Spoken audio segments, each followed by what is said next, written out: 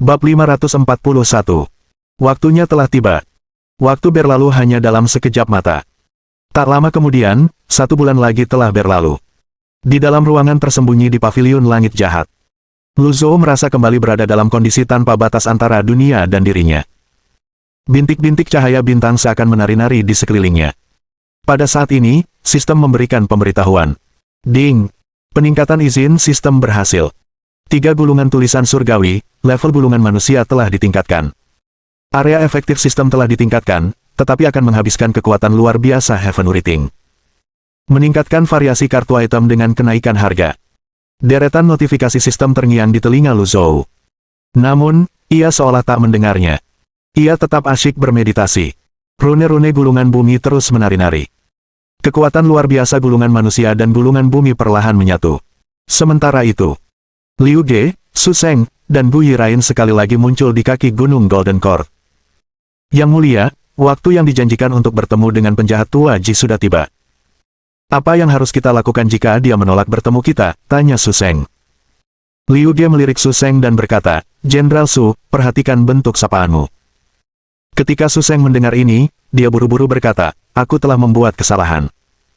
Gu Yiran berkata, kau terlalu khawatir, Saudara Su. Meskipun senior Ji dari Jalan Iblis, setahu saya, dia orang yang menepati janjinya. Aku harap begitu, kata Su Sheng. Jika ini terjadi di masa lalu, Liu Ge mungkin akan memberikan pendapatnya tentang Ji Tiandao. Karena mereka sudah saling kenal, ia yakin ia mengenal Ji Tiandao sedikit banyak. Namun, sejak pertemuan terakhir mereka, ia tiba-tiba merasa bahwa penguasa paviliun langit jahat ternyata tidak semudah yang ia bayangkan sebelumnya. Liu Ge berjalan mendekati penghalang. Su Sheng mengerti. Ia menangkupkan tangan di sekitar mulutnya dan memproyeksikan suaranya. Jenderal Garnisun Gerbang Barat Laut Kota Kekaisaran, Su Sheng, meminta audiensi dengan senior Ji. Suaranya dipenuhi ki primal yang kuat, tetapi tidak merusak. Gelombang suara itu melintasi gunung Golden Court sebelum berangsur-angsur memudar di pegunungan. Tak lama kemudian, sesosok terbang turun dari gunung Golden Court. Sosok itu tak lain adalah Ming Xiyin. Ming Xiyin melayang di udara dan berkata, maaf, aku hanya berpikir untuk memintamu datang lain kali. Liu Ge, Su Sheng, dan Gu Yiran terkejut. Ini adalah waktu yang dijanjikan. Bagaimana mungkin janji temu mereka dibatalkan tanpa pemberitahuan sebelumnya? Tuan keempat, senior Ji sudah menyetujui pengaturan ini. Bagaimana bisa diubah sesuka hati? Tanya Su Sheng. Sejak Su Sheng dan Liu Ge mengetahui kegunaan kota-kota itu, mereka menjadi lebih tegas dan berani dibandingkan kunjungan sebelumnya. Terlebih lagi, Su Sheng sedikit kesal dengan serangan telapak tangan Lu Zhou. Ming Xiyin menyilangkan tangannya dan berkata sambil tersenyum, saya orang yang mengubah tanggal janji temu. Tuan saya sudah tua. Beliau tidak bisa memperkirakan durasi kultivasinya yang terpencil secara akurat. Saya harap yang mulia mengerti, kata Ming Xiyin. Kerutan langsung muncul di wajah Su Sheng. Bagaimana mungkin perjanjian itu dibatalkan padahal sudah dijanjikan? Heh. Apa urusan tuanku denganku yang tidak mengizinkanmu masuk? Ming Xiyin menunjuk ke arah penghalang. Apa kau akan memaksa masuk? Ekspresinya menunjukkan dengan jelas bahwa ia tidak akan menuruti permintaan mereka. Su Sheng menjadi kesal. Su Sheng hendak maju dan membantah ketika Liu Ge mengangkat tangannya dan menyela, baiklah. Aku akan kembali besok. Keesokan paginya, Liu Ge, Su Sheng, Gu Yiran, dan pengawal kekaisaran lainnya menaiki kereta terbang mereka ke kaki gunung Golden Court lagi. Seperti hari sebelumnya, Su Sheng memproyeksikan suaranya ke arah paviliun langit jahat. Ming Xiyin terbang turun dari salah satu sudut paviliun langit jahat. Sambil melayang di udara, ia berkata, maaf. Bagaimana kalau kau datang lain hari? Kali ini, dia jujur. Tuan keempat, kami sudah membuat janji dengan Anda untuk bertemu hari ini. Saya rasa tidak baik untuk menarik kembali kata-kata Anda, kata Su Sheng. Ming Xiyin merentangkan tangannya. Aku tidak pernah bilang aku bisa dipercaya. Kau, Su Sheng belum pernah bertemu seseorang yang tak tahu malu seperti Ming Xiyin sebelumnya. Meskipun dia adalah salah satu dari 8 jenderal besar yang bertempur di medan perang selama bertahun-tahun, dia merasa tak berdaya. Pada saat ini, Liu Ge berkata dengan tangan di punggungnya, kapan menurutmu kita akan kembali? Ming Xiyin mengelus dagunya dan berpikir sejenak. Bagaimana kalau, setahun kemudian? Petik 2. Ketika Ming Xiyin melihat kerutan di wajah Liu Ge, ia terkekeh dan berkata, aku bercanda. Datang lagi besok. Seperti kata pepatah, ketiga kalinya adalah keberuntungan. Liu Ge tidak akan membiarkan Ming Xiyin berunding untuk menyelesaikan masalah ini besok. Apa yang harus kita lakukan jika hal yang sama terjadi besok? Nah, kau orang yang berakal sehat, tidak seperti dia. Kita simpan saja kekhawatiran hari esok untuk hari esok. Tak ada yang bisa meramal masa depan. Sungguh penjahat yang licik. Liu Ge berkata, kalau begitu, tolong beritahu saudara Ji bahwa aku akan berkunjung lagi besok. 2 kali pertama, Liu Ge dengan mudah menyerah pada Ming Xiyin. Kini setelah ia akhirnya bersuara, jelaslah bahwa ia bertekad untuk mendaki gunung pada percobaan ketiganya. Ming Xiyin berkata, semoga perjalananmu aman, Yang Mulia. Aku akan memastikan untuk menyampaikan pesanmu kepada tuanku. Liu Ge dan yang lainnya berbalik dan pergi. Ming Xiyin mendesah dan segera kembali ke paviliun langit jahat. Setelah kembali ke paviliun, Ming Xiyin berjalan menuju ruang rahasia dan mondar-mandir seperti semut di atas wajan panas. Apa yang harus kulakukan? Apa yang harus kulakukan?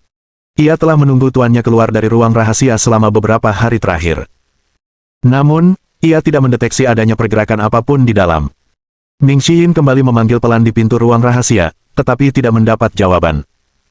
Kemudian, ia bergumam pada dirinya sendiri, sepertinya aku hanya bisa mengandalkan diriku sendiri. Dia berbalik dan pergi. Saat ini, keempat tetua paviliun langit jahat baru mencapai tahap 4 daun, paling tinggi, setelah mereka kembali berkultivasi. Duan Museng, Zhu Honggong, dan Zhao Yue telah memotong teratai mereka dan juga sedang kembali berkultivasi. Dengan kekuatan mereka secara keseluruhan, akan sangat sulit untuk mengintimidasi Liu Ge dan yang lainnya. Ming Xiyin merenungkan hal ini sejenak sebelum akhirnya memutuskan untuk mengirim surat untuk meminta bantuan. Pada saat ini, Hua Chongyang bergegas memasuki aula besar. Ketua Sekte, Cabang Provinsi Yukami menerima surat dari Paviliun Langit Jahat. Kaisar Purnabakti, Liu Ge, Su Seng, dan Gu Yiran sekarang berada di Paviliun Langit Jahat. Mereka tampak bermusuhan, dan Paviliun Langit Jahat meminta murid pertamanya untuk memimpin. Yu Zhenghai dan Si Wuya tercengang. Aku harus bertanggung jawab di Paviliun Langit Jahat. Yu Zhenghai bingung. Tuan keempat tidak menjelaskan banyak hal dalam suratnya, tetapi jika membaca yang tersirat, ini sepertinya situasi yang rumit. Hua Chongyang menyerahkan suratnya kepada Yu Zhenghai. Sebaliknya, Si Wuya mengambil surat itu dan membacanya. Lalu, ia berkata, dengan basis kultivasi 9 daun guru, seharusnya tidak menjadi masalah baginya untuk menghadapi Liu Ge. Bahkan tanpa guru, kita masih memiliki 4 tetua. Apa yang terjadi? Yu Zhenghai berkata, saudara yang bijak, mungkinkah ini jebakan? Apakah menurutmu guru berniat mengingkari janjinya dan memancingku ke sana? Mendengar ini, Si Wuya menggelengkan kepalanya. Itu tidak mungkin. Kalau dia mau menangkapmu, dia pasti sudah melakukannya terakhir kali dia ke sini. Kenapa dia harus menunggu sampai sekarang? Liu Ge, pencuri tua itu. Ternyata dia masih hidup. Apa dia juga mencapai tahap 9 daun? Napas Yu Zhenghai memburu. Ini adalah hasil yang paling tidak ingin ia lihat. Selama 5 bulan ini, Sekte Nether telah berusaha keras menaklukkan 9 provinsi. Kini setelah mereka menaklukkan Provinsi Yi, yang tersisa hanyalah Provinsi Yan dan Ibu Kota Ilahi. Waktu yang dijanjikan bersama gurunya tinggal kurang dari sebulan lagi. Dunia kultivasi kini berada di era pemisahan teratai. Elit 5 daun yang ia temui 5 bulan lalu telah mengejutkannya. Jika seseorang mencapai tahap 9 daun dalam waktu sesingkat itu setelah memisahkan teratainya, itu akan menjadi hambatan besar bagi Sekte Nether. Liu Ge dan guru adalah teman lama. Mereka berkenalan ketika guru berada di puncaknya bertahun-tahun yang lalu. Liu Ge telah mengundang guru untuk menjadi guru negara di Ibu Kota Ilahi saat itu. Guru akan menjadi penguasa banyak orang, dan pelayan 1 orang. Namun, guru tidak pernah suka dibatasi. Oleh karena itu, guru mendirikan Paviliun Langit Jahat di Gunung Golden Court dan merekrut murid-murid. Kata Si Wuya, menurut perhitungan saya, batas besar Liu Ge seharusnya sudah mencapai. Bukan tidak mungkin baginya untuk berada di tahap 9 daun sekarang. Si Wuya melanjutkan, setahu saya, di antara keempat tetua, Leng Luo dan Pan Litian terluka, dan Hua Wudao adalah seorang kultivator 7 daun, tetua yang baru, senior Zhuo Yusu, adalah sosok yang patut diperhatikan, tetapi dia berasal dari aliran Konfusianisme. Su Seng dan Gu Yiran juga berasal dari aliran Konfusianisme. Yu Zhenghai mengerutkan kening. Si Wuya berkata, kakak senior tertua. Aku sarankan kita membantu Paviliun Langit Jahat. Tentu saja, ini hanya saran. Keputusan sepenuhnya ada di tanganmu. Bab 542. Pertempuran energi surgawi yang menentukan. Yu Zhenghai tetap diam. Si Wuya juga merasa bimbang ketika memberikan saran itu. Ia tahu betapa Yu Zhenghai sangat ingin menaklukkan dunia. Lagi pula, sarannya pada dasarnya seperti meminta Yu Zhenghai untuk mengabaikan situasi menguntungkan yang mereka hadapi demi membantu paviliun langit jahat. Akan lebih baik jika semuanya berjalan lancar, tetapi jika terjadi masalah, usaha Sekte Nether sejauh ini akan sia-sia. Jika itu terjadi, bagaimana ia akan menghadapi anggota Sekte Nether? Ia memutuskan untuk tetap diam ketika melihat Yu Zhenghai tenggelam dalam pikirannya. Sebelum meninggalkan aula besar, ia berkata, "Kakak senior tertua, saya pamit." Yang lainnya mengerti maksud si Wuya dan turut pergi. Aula besar yang tadinya remang-remang kini sunyi. Yu Zhenghai berbalik dengan tangan di punggungnya menghadap dinding. Tak seorang pun tahu apa yang sedang dipikirkannya. Ia membelai Jasper Saber dengan lembut sambil menatapnya, masih tenggelam dalam pikirannya. Keesokan harinya, matahari terbit di timur seperti biasanya. Ming Xiyin pergi ke ruang rahasia pagi-pagi sekali untuk menyapa gurunya. Seperti dugaannya, ia tidak menerima balasan apapun dari gurunya. Ia mendesah sambil menuruni gunung lagi. Segera setelah itu, Ming Xiyin melihat kereta terbang berlayar menuju gunung seperti yang dijanjikan dan mendarat di kaki gunung Golden Court. Su Sheng memiliki mata yang tajam. Begitu kereta terbang itu mendarat, ia melihat Ming Xiyin melayang di udara, menunggu mereka. Ia pun terbang dan melambaikan tangan kepada Ming Xiyin yang berdiri di balik penghalang. "Tuan keempat, kita bertemu lagi." "Halo," kata Ming Xiyin sambil tersenyum. "Saya yakin Senior Ji telah keluar dari kultivasinya dalam pengasingan. Mohon tunjukkan jalannya, Tuan keempat." Su Sheng tersenyum. Ming Xiyin berkata, "Saya sangat menyesal, tapi bisakah Anda datang lagi besok?" "Perlakukan saja aku seperti orang yang tidak bisa dipercaya dan picik," kata Ming Xiyin. Terlepas dari kata-katanya, ia sedikit kesal. Mengapa ia harus tunduk pada tamu-tamu yang mendesaknya untuk bertemu tuannya padahal tuannya sendiri tidak ingin bertemu siapapun? Itu tidak ada hubungannya dengan janjinya. Su Sheng tersenyum dan berkata, "Kurasa kita tidak perlu pergi. Paviliun langit jahat itu luas sekali. Kita bisa menunggu di gunung sampai Senior Ji keluar dari kultivasinya dan menyendiri." Ming Xiyin terkekeh dan berkata, "Jika Anda pintar, Jenderal Su, sebaiknya Anda mendengarkan nasihat saya agar Anda tidak menyesalinya nanti." "Sayangnya, itu bukan keputusanmu," jawab Su Sheng. Saat ia berbicara, segel-segel jimat yang rapat muncul di sekelilingnya. Segel-segel jimat itu melayang di udara dan bersinar keemasan saat melayang menuju penghalang. Ia jelas-jelas sedang berusaha menghancurkan penghalang itu. Aliran Konfusianisme dikenal karena formasi dan energi surgawi yang luas. Pada saat ini, dari tengah gunung, sejumlah segel jimat turun. Setiap segel berukuran lebih besar dari yang sebelumnya. Su Sheng sedikit mengernyit dan berteriak, "Beginikah cara paviliun langit jahat memperlakukan tamunya?" Ia mendorong telapak tangannya ke depan, dan sebuah perisai energi surgawi Konfusianisme berbentuk bulat muncul di hadapannya. Bam, bam, bam, bam, bam.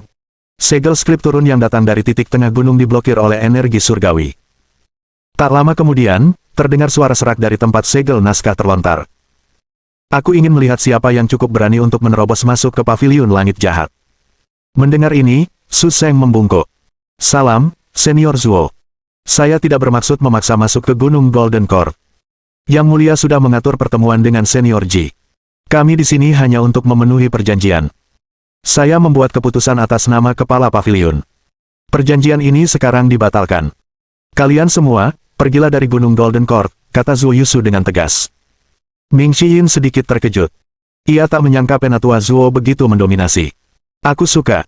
Pada saat ini, Liu Ge memproyeksikan suaranya dan berkata, "Zuo Yusu, apakah kamu akan menghentikanku naik gunung?" "Liu Ge, ini paviliun langit jahat, bukan istana. Jangan harap kau bisa mengintimidasiku." Zuo Yusu melayang ke udara dan mengayunkan tongkatnya. Sederet segel jimat berputar di sekelilingnya. Semua segel itu bertuliskan kata, "manusia." Su Sheng sedikit mengernyit. Energi surgawi, segel satu huruf. Aksara untuk manusia terkadang diganti dengan belas kasih, yang merupakan segel inti yang dikembangkan oleh aliran Konfusianisme. Selama bertahun-tahun, hanya segelintir orang yang mampu mengembangkan segel aksara ini hingga tingkat yang luar biasa. Zuo Yusu adalah salah satunya. Ini adalah segel aksara terkuat dalam gudang energi surgawi ekspansif. Aku lihat kau tidak sepenuhnya buta. Zuo Yusu menatapnya ke langit. Su Sheng berkata, "Ketika sekolah Konfusianisme berkembang bertahun-tahun yang lalu, Anda seharusnya menjadi orang suci kami, Tetua Zuo. Sayangnya, posisi itu hanya diperuntukkan bagi pria, bukan wanita. Meskipun begitu, para pengikut Konfusianisme tetap menghormati Anda. Mengapa Anda bergabung dengan jalan iblis, Tetua Zuo? Haruskah aku menjelaskannya padamu, balas Zuo Yusu. Su Seng terdiam. Guyiran berkata, mengapa kau begitu sombong, Tetua Zuo? Kau tidak bisa menggantikan Senior Ji. Setelah selesai berbicara, ia mengulurkan tangannya dan melancarkan segel telapak tangan. Kerutan tipis muncul di wajah Zuo Yusu saat ia mengayunkan tongkatnya. Cahaya keemasan langsung memancar dari tongkat itu. Segel tulisan, manusia, membentuk garis yang bertabrakan dengan segel telapak tangan. Bam, bam, bam. Setelah beberapa saat, energi dari tabrakan itu akhirnya mereda. Penatua Zuo, mohon pencerahannya. Guyiran menghentakkan kakinya dan melesat ke langit hingga sejajar dengan Zuo Yusu. Ming Xiyin terkejut. Ia tidak menyangka Guyiran yang pendiam akan maju dan bertarung lebih dulu. Ini gawat. Meskipun Zuo Yusu telah memotong teratainya dan sedang berkultivasi ulang, ia tidak akan menoleransi perilaku seperti itu. Tongkatnya berputar di udara sambil melepaskan segel naskah dan segel jimat. Jimat-jimat itu berputar di sekelilingnya dan membentuk rantai panjang. Tanpa sepatah kata pun, Guyiran memanggil avatarnya. Jagoan. Avatar 8 daun setinggi 100 kaki bersinar dengan cahaya keemasan yang membawa serta suasana menyesakkan. Ledakan. Segel naskah dan segel jimat memudar. Zuo Yusu tidak menyangka Guyiran tiba-tiba menyerang dengan sekuat tenaga dan terdorong mundur oleh energi yang kuat itu. Guyiran berkata, Penatua Zuo, seperti dugaanku, kau belum berada di tahap 8 daun. Saat Zuo Yusu terhuyung mundur, ia tiba-tiba mengayunkan tongkatnya. Sebuah garis emas halus muncul di tongkatnya dan membentuk pola naga yang melingkar dari gagang hingga ujung tongkat lainnya. Kemudian, sebuah segel jimat mistis melesat keluar. Bam! Guyiran mundur bersama avatarnya. Ekspresi terkejut terlihat di wajahnya saat ia berteriak, tongkat naga melingkar. Pantas saja. Tongkat naga melingkar ada di tanganmu sejak awal, Tetua Zuo. Pada saat ini, tongkat naga melingkar yang berputar kembali ke tangan Zuo Yusu. Ia memegangnya di sampingnya sambil melayang di udara. Dengan tatapan penuh arti di matanya, ia berkata, kau butuh izinku jika ingin mendaki gunung.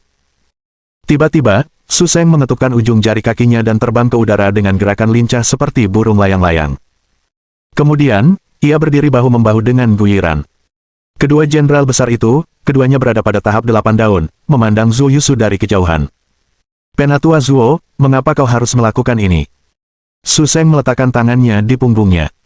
Ia melangkah maju, lingkaran cahaya muncul di setiap langkahnya. Segel jimat di tubuhnya membentuk urat formasi yang unik. Ketika urat-urat formasi bersentuhan dengan penghalang, sebuah pintu muncul di penghalang tersebut. Kemudian, Su Seng dengan mudah melangkah masuk ke dalam penghalang tersebut. Ming Xiyin terkejut. Dia ahli formasi. Mereka yang menguasai formasi bagaikan orang-orang yang memegang kunci utama. Tidak semua orang bisa menjadi ahli formasi. Ini mengingatkannya pada Pan Litian dan kakak senior kedua. Pada level mereka, keberadaan penghalang tidak terlalu berpengaruh. Zuo Yusu sudah menduganya. Ia mengayunkan tongkat naga melingkarnya lagi. Energi surgawi ekspansif berbentuk naga melesat keluar.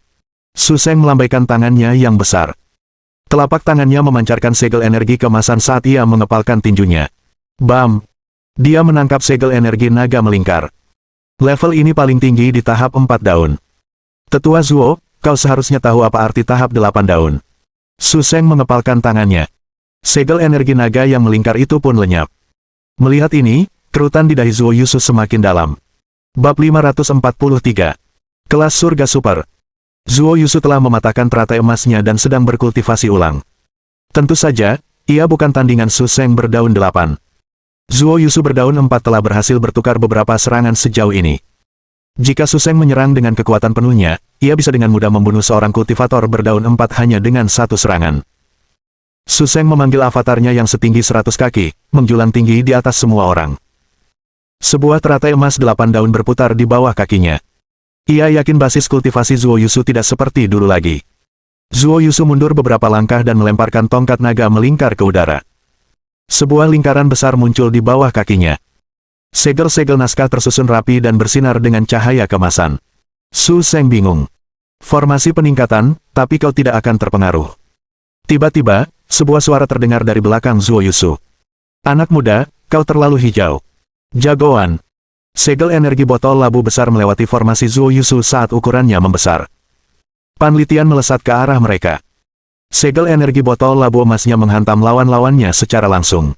Ledakan. Segel energi botol labu emas menghantam avatar setinggi 100 kaki, menimbulkan hembusan udara yang kencang. Ekspresi terkejut muncul di wajah Su Seng saat dia terhuyung mundur akibat hantaman besar avatarnya. Bam! Ledakan keras terdengar saat Su Seng bertabrakan dengan dinding bagian dalam penghalang. Panlitian melayang di udara sementara botol labu emas berputar di sekelilingnya. Matanya tertuju pada Su Seng. Aku tahu penghalang takkan mampu menahan elit konfusianisme sepertimu yang menguasai formasi. Kalau begitu, kami akan membiarkanmu masuk. Jurus ini namanya, tutup pintu dan pukul anjingnya.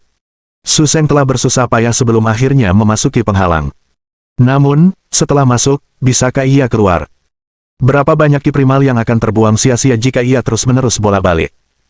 Su Seng menstabilkan avatarnya sambil menatap Panlitian. Ia kini mengerti mengapa Zuo Yusu mengaktifkan formasinya. Ia tak akan membiarkan dirinya, salah satu dari 8 jenderal besar, dipermalukan seperti ini. Ia menangkupkan kedua telapak tangannya dan berseru, kalau begitu, jangan salahkan aku atas apa yang terjadi selanjutnya. Avatar Su Seng setinggi 100 kaki terbang keluar. Melihat ini, Panlitian mundur. Pada saat ini, segel 6 kecocokan muncul di belakang Zuo Yusu. 5 aksara mengelilingi aksara terbesar saat mereka berputar. Hua Wudao terbang ke arah mereka dan mendarat di formasi Zuo Yusu. 5 aksara itu langsung berubah menjadi 9 aksara. Ledakan. Avatar teratai emas Su Seng bertabrakan dengan segel 6 kecocokan. Dengan pembukaan ini, Panlitian melepaskan segel energi botol labu emasnya ke avatar. Aku mengerti, teriak Su Seng, energi surgawi yang luas. Dengan Su Seng di tengahnya, ki primalnya yang melonjak menyebar ke sekeliling. Bam!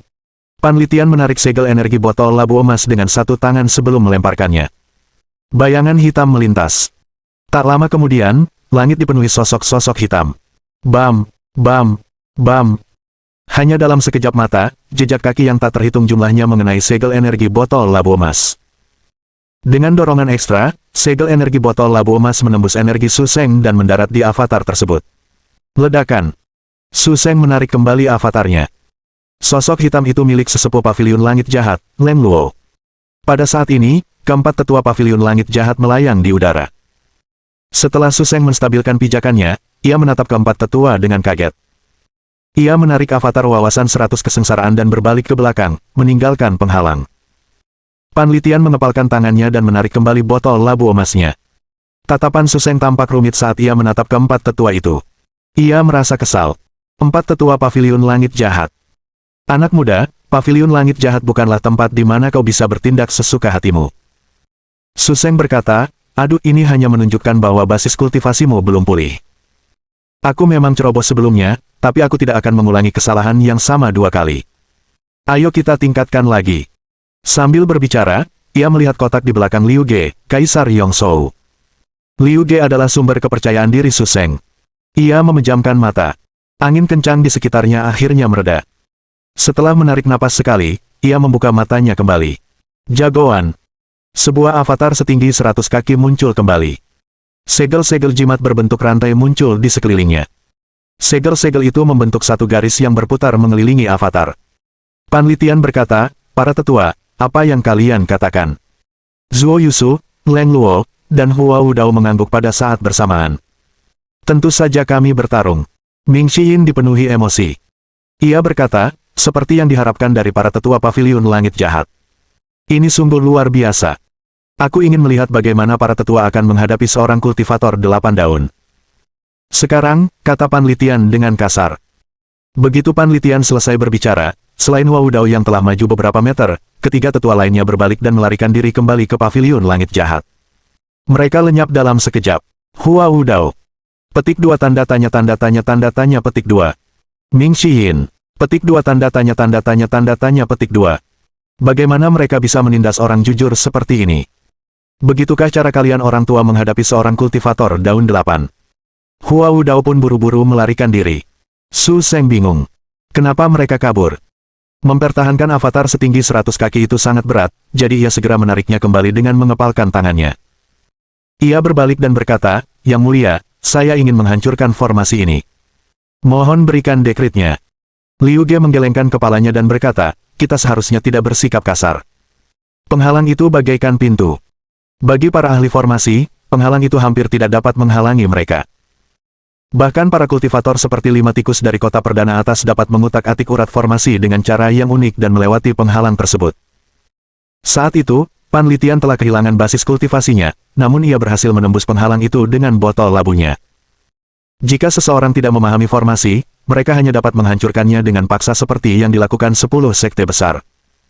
Namun, melawan penghalang seperti itu, lebih baik menggunakan otak daripada kekuatan. Suara mendesing. Sebuah panah energi meluncur ke arah mereka saat ini.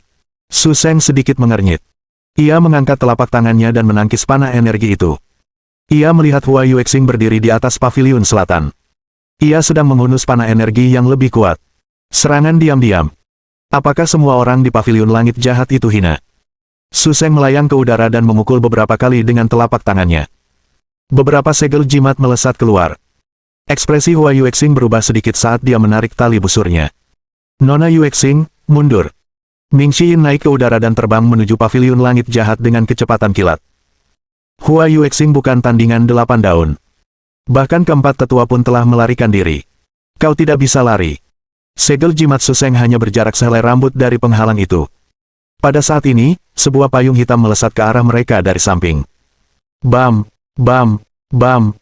Payung hitam itu terbuka dan menghalangi segel jimat saat berputar di udara. Su Seng mendongak. Seorang kultivator tua berjubah panjang terbang ke arah mereka dengan kecepatan yang menyilaukan. Teknik agungnya berkelebat beberapa kali sebelum akhirnya mendarat di atas payung. Huang Siji. Su Seng mengenali lelaki tua itu. Dia tak lain adalah Huang Siji, Master Pulau Penglai. Huang Siji, bagaimana mungkin aku dikecualikan dari acara semeriah ini? Gu Yiran mendongak dengan tajam. Ia mendorong tanah dan melesat seperti anak panah yang ditembakkan. Ia menyatukan kedua telapak tangannya dan merapatkan jari-jarinya saat melesat ke arah Huang Siji. Huang Siji, kau lawanku. Huang Siji menoleh. Kultivator 8 daun lagi. Ia mengangkat tangan, sebuah segel telapak tangan raksasa muncul di hadapannya. Bam! Tinggalkan kebijaksanaan. Segel palem bertabrakan dengan Abandon Wisdom, mengaduk-aduk angin. Keduanya terbang ke kejauhan pada saat yang sama. Huang Siji meletakkan telapak tangannya di depan dada, lalu mengangkat tangan kirinya. Bam! Huang Siji membuat lawannya mundur dengan satu serangan. Keduanya saling memandang dari kejauhan. Kebijaksanaan meninggalkan ini telah memperluas wawasan Huang Siji juga. Gu Yiran bangkit ke udara setelah dia menstabilkan dirinya dan berkata, sejak kapan Pulau Penglai bersekutu dengan paviliun langit jahat? Aku teman lama kakak Ji. Masalahnya juga masalahku. Huang Siji, apakah kamu benar-benar akan ikut campur dalam hal ini? Tanya Gu Yiran. Selama aku di sini, tak seorang pun boleh menyentuh paviliun langit jahat. Huang Siji menatap Su Seng yang melayang di belakang. Kemudian, ia menatap paviliun langit jahat di dalam penghalang sambil mengerahkan ki primalnya. Payung hitam itu terbang kembali ke tangannya, dan ia membalikkan telapak tangan kirinya. Dengan ini, bayangan dirinya dan payung yang tak terhitung jumlahnya memenuhi udara saat payung hitam itu mengeluarkan segel energi yang tak terhitung jumlahnya. Gu Yiran berteriak, wawasan 100 kesengsaraan. Su Seng juga memanggil avatar wawasan 100 kesengsaraan miliknya. Kedua avatar itu melesat melewati segel energi di langit pada saat yang sama, meninggalkan riak energi di belakangnya. Bam! Bam! Bam! Kedua belah pihak terlibat dalam pertempuran sengit. Liu Ge yang bersiap memasuki penghalang menyaksikan pertarungan itu dengan penuh minat. Langit sudah dipenuhi siluet ketiganya. Pertempuran ini berada pada level yang jauh lebih tinggi dibandingkan dengan pertempuran yang terjadi di dekat Gunung Golden Court di masa lalu. Huang Siji membantu paviliun langit jahat. Liu Ge berdiri dengan tangan di punggungnya sambil menyaksikan pertarungan itu. Seorang pengawal kekaisaran berjalan mendekat. Apakah kita akan naik ke atas, Yang Mulia? Tidak perlu terburu-buru. Liu Ge menyaksikan pertempuran itu. Huang Siji, Su Seng, dan Gu Yiran bertarung selama puluhan ronde, namun tidak ada pemenang. Liu Ge menatap matahari lagi dan dengan tenang berkata, buka kotaknya. Dua pengawal kekaisaran membuka kotak pertama. Ketak. Pedang dengan urat merah pun terungkap. Para pengawal kekaisaran menatap pedang itu dengan mata terbelalak. Liu Ge membuka tangannya, dan pedang itu melayang ke tangannya. Pedang ini bernama High Void, senjata super kelas surga. Liu Ge tidak lagi memberikan penjelasan apapun. Kata-kata, Super Heaven Grade, sudah lebih dari cukup untuk menunjukkan betapa luar biasanya pedang itu. Kedua pengawal kekaisaran itu bergidik. Mereka membungkuk dan berkata, kekuatan Yang Mulia tak terbatas. Liu Ge menatap ketiga lawan yang bertarung di udara. Ia memegang High Void di tangannya saat ia terbang ke angkasa. Bab 544. Kau bukan tandinganku bahkan dengan mataku tertutup. Liu Ge akhirnya bergerak. Ia tampak seperti sambaran petir saat terbang di udara. Pedangnya tidak mencolok, urat merahnya pun tidak terlalu mencolok. Karena ketiganya terkunci dalam pertempuran jarak dekat, mereka tidak menyadari pedang Liu Ge yang datang ke arah mereka. Seperti meteor, Liu Ge melesat melewati Su Sheng dan Gu Yiran menuju Huang Shiji. Bam! Pedang energi High Void bertabrakan dengan payung hitam. Sebuah ledakan energi terdengar di udara. Ketiganya terpental oleh kekuatan aneh ini. Sebuah serpihan muncul di payung hitam. Huang Shiji merasakan hawa dingin menjalar di tulang punggungnya ketika energi pedang menembus payung hitam dan menembus energi pelindungnya. Bam! Huang Shiji mundur. Payung hitam itu terjatuh. 9 daun. Huang Shiji menatap tak percaya ke arah payung hitam yang jatuh. Ia memuntahkan seteguk darah. Pikiran pertama yang muncul di benaknya adalah Liu Ge adalah seorang kultivator 9 daun. Ia terus terhuyung. Su Sheng dan Gu Yiran menstabilkan langkah mereka dan menyapa Liu Ge serempak. Yang mulia. Ketika mereka melihat High Void di tangan Liu Ge, mereka akhirnya menyadari kotak itu berisi pedang. Kuharap kau mampu menahan serangan pedangku lagi. Liu Ge mengedarkan ki primalnya. High Void bergetar. Ketika Huang Shiji melihat pedang di tangan Liu Ge, hatinya mencelos. Perasaan tak enak muncul dalam dirinya. Ming Xiyin juga tampak khawatir. Dialah yang memanggil Huang Shiji. Jika sesuatu terjadi pada Huang Shiji, bagaimana dia bisa menjelaskannya kepada gurunya? Ledakan. Sebuah ledakan keras terdengar dari arah paviliun langit jahat. Yang lain menoleh dan melihat pemandangan yang membingungkan. Cahaya biru redup menyelimuti Lu Zhou saat ia menerobos langit-langit ruang rahasia dan melayang ke angkasa. Ia duduk bersila, matanya masih terpejam. Tuan paviliun telah keluar dari kultivasinya dalam pengasingan. Tidak seorang pun mengerti apa yang terjadi. Liu Ge menghentikan gerakannya dan menatap Lu Zhou. Su Sheng dan Gu Yiran juga memandang Lu Zhou. Saat Lu Zhou muncul, keempat tetua paviliun langit jahat muncul dari paviliun dan melihat ke langit. Murid-murid lainnya terbang ke paviliun selatan dan menonton dari kejauhan. Liu Ge memegang High Void dengan tangan belakangnya, lalu menangkupkan tinjunya ke arah Lu Zhou. Kakak Ji, kita bertemu lagi. Salam, Senior Ji. Su Sheng dan Gu Yiran membungkuk ke udara. Namun, mata Lu Zhou tetap terpejam. Ia seolah tak mendengar apapun. Lu Zhou terbang keluar dari penghalang dan berhenti di langit, puluhan meter jauhnya dari penghalang. Liu Ge sejajar dengan Lu Zhou. Sejauh mata memandang, ia dikelilingi oleh pegunungan, sungai, dan hutan. Lu Zhou tidak menanggapinya. Tiba-tiba Gu Yitan mengangkat telapak tangannya dan mengirimkan segel telapak tangan. Segel telapak tangan itu langsung mengenai Lu Zhou. Bam! Segel palem berserakan dan lenyap tanpa jejak. Apa yang terjadi? Penyelidikan. Liu Ge melirik Gu Yiran. Kalau saja ada sedikit saja keegoisan dalam tindakanmu, aku tidak akan memaafkanmu. Punggung Gu Yiran berkeringat dingin mendengar ini. Ia membungkuk dan berkata, aku tidak berani. Ini bukan saatnya untuk pertengkaran internal. Liu Ge menatap Lu Zhou yang duduk bersila di udara, masih diselimuti cahaya biru redup. Selamat telah keluar dari kultivasi pengasinganmu, Saudara Ji. Ia telah memasukkan ki primal yang kuat ke dalam kata-katanya, dan kata-katanya bergema dengan gemuruh. Setiap suku kata mengenai cahaya biru redup di sekitar Lu Zhou. Metode kultivasi defensif seperti tubuh Buddha emas, tapi saya belum pernah melihat yang seperti ini sebelumnya. Untuk memperoleh kekuatan mendengar segalanya sehingga kita dapat mendengar suara-suara di semua alam sesuai keinginan. Inilah kekuatan pertama gulungan bumi tulisan surgawi, telinga surgawi yang jernih. Dapat digunakan untuk mendengarkan dan menyaring suara. Suara-suara dari dunia luar benar-benar terhalang, termasuk teknik suara. Ekspresi Liu Ge serius saat dia berkata, seperti yang diharapkan, Saudara Ji berada di tahap 9 daun. Lu Zhou telah menggunakan kekuatannya untuk mengaktifkan kekuatan baju sirah itu sebelumnya. Jelas bahwa kekuatan luar biasa itu melampaui tahap 9 daun. Tidak mengherankan jika Liu Ge memiliki pemikiran seperti itu. Liu Ge melanjutkan, kalau begitu, maafkan aku, Saudara Ji. Demi keselamatan dan perdamaian dunia, aku rela dikutuk karena mengkhianati saudara dan sahabatku. Jentik, jentik, jentik.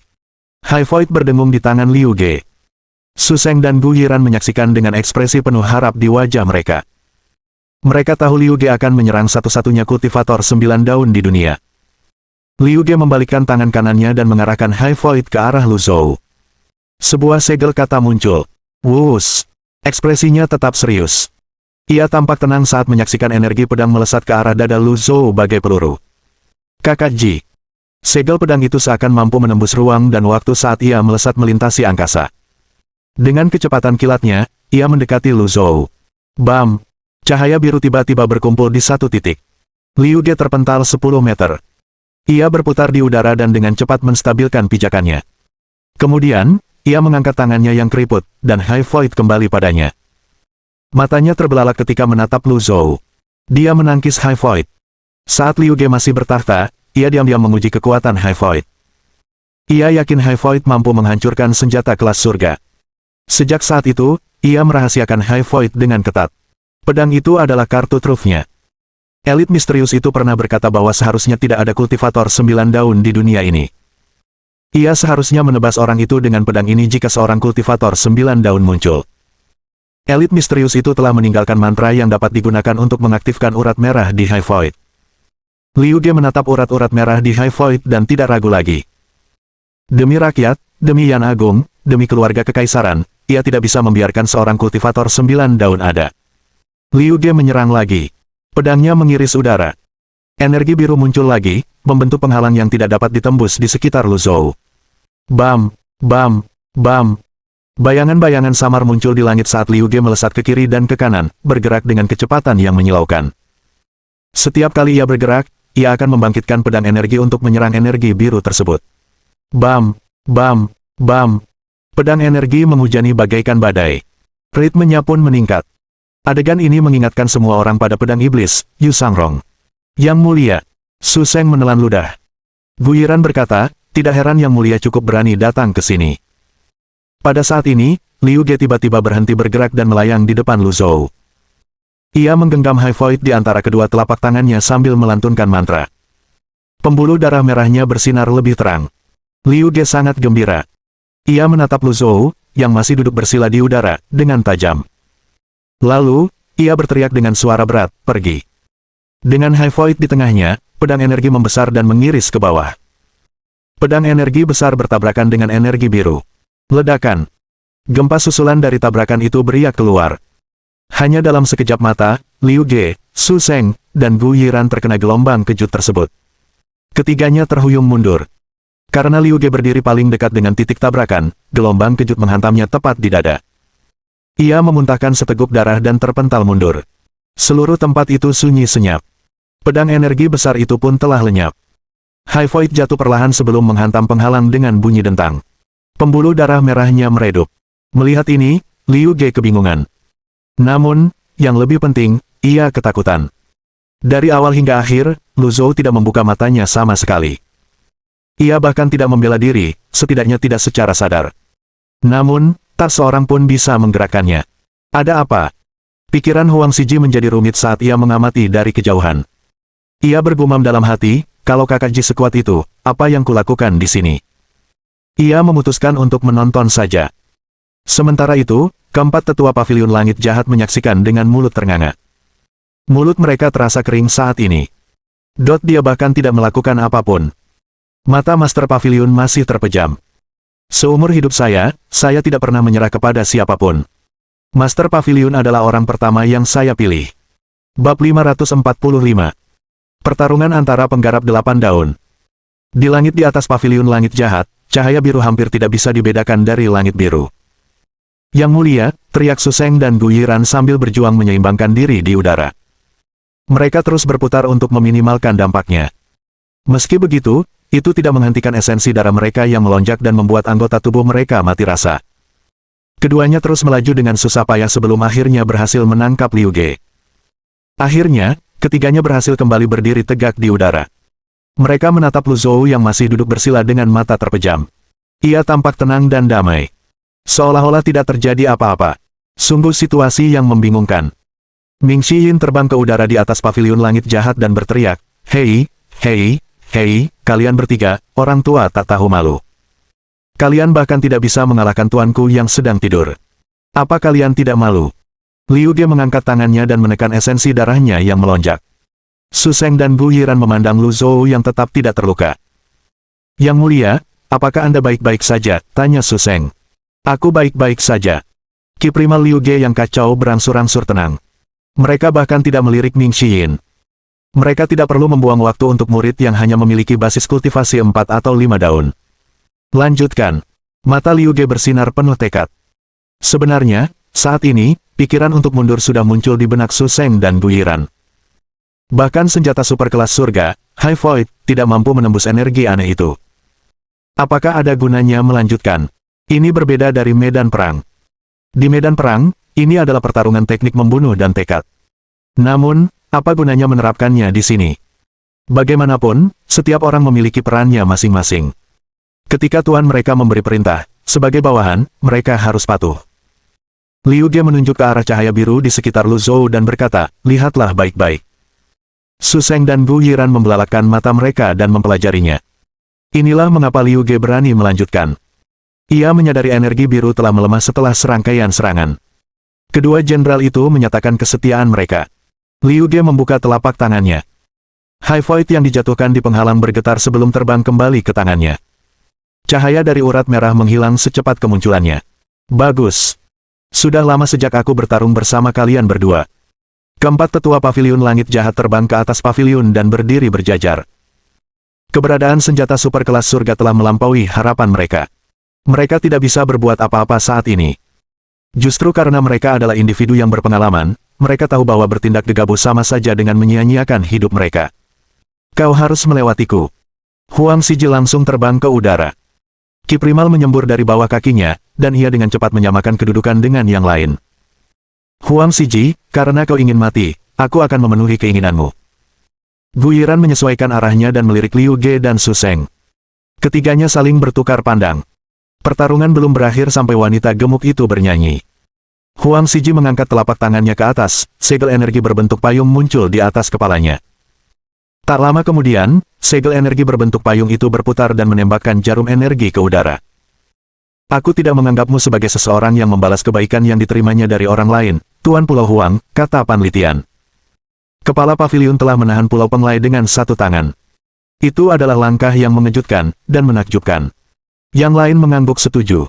Bagaimanapun, Huang Siji adalah elit 8 daun yang sudah tua. Tidak masalah baginya untuk berurusan dengan Gu Yiran. Namun, apa yang bisa dilakukan terhadap Su Sheng dan Liu Ge? Yang lainnya melihat. Su Sheng sudah berdiri di atas Lu Zhou. Ia menyerang dengan segel jimat yang rapat. Segel jimat Konfusianisme. Zuo Yusu menggelengkan kepalanya. Seperti yang diharapkan dari rubah tua yang licik. Mereka tahu energi saudara itu bisa terkikis. Itulah sebabnya dia menggunakan segel jimat tingkat rendah seperti itu. Hua Wudao menoleh ke arah Ming Xiyin yang berbicara terakhir. Apa yang kurang sopan dari ini? Bam, bam, bam. Segel jimat turun. Semuanya dinetralkan oleh energi biru di sekitar Lu Zhou. 15 menit kemudian, Su Sheng menukik dan melancarkan segel telapak tangan. Ledakan. Su Sheng mendengus sambil terjungkal ke belakang. Ia mundur 100 meter. Ia benar-benar ketakutan. Senior Ji masih pingsan. Bagaimana kita bisa melawannya kalau dia bangun? Yang mulia, energinya melemah lagi. Meskipun Su Sheng terkena serangan balik, serangannya masih efektif. Liu Ge mengangguk puas. High Void berdentuman pelan di tangannya. Ia berbalik dan mengamati pertarungan antara Gu Yiran dan Huang Siji. Kedua lawan semakin menjauh. Kekuatan mereka berimbang. Untuk sementara waktu, sulit untuk menentukan siapa yang akan menang. Su Sheng berkata dengan kasar, Yang mulia, tidak perlu khawatir tentang Jenderal Gu. Jenderal Gu dan saya sama-sama dari aliran Konfusianisme. Dia adalah seseorang yang bertarung dengan lebih gagah berani seiring berjalannya pertempuran. Saya yakin dia akan segera mengalahkan Huang Siji. Bagus, jawab Liu Ge. Lalu, ia mengangkat pedangnya. Urat-urat merahnya kembali bersinar. Su Sheng menyatukan kedua telapak tangannya, dan sebuah segel jimat muncul. Aku akan selalu berada di sisimu, Yang mulia. Ekspresi keempat tetua paviliun langit jahat tampak muram saat mereka menyaksikan kejadian ini. Energi pertahanan Master Paviliun tampaknya melemah. Su Sheng dan Liu Ge berusaha menghancurkannya, mereka terlalu hina. Mari kita lakukan sesuatu untuk menarik perhatian mereka nanti. Keempat tetua itu saling bertukar pandang. Su Sheng dan Liu Ge mengedarkan ki primal mereka saat mereka terbang menuju Lu Zhou.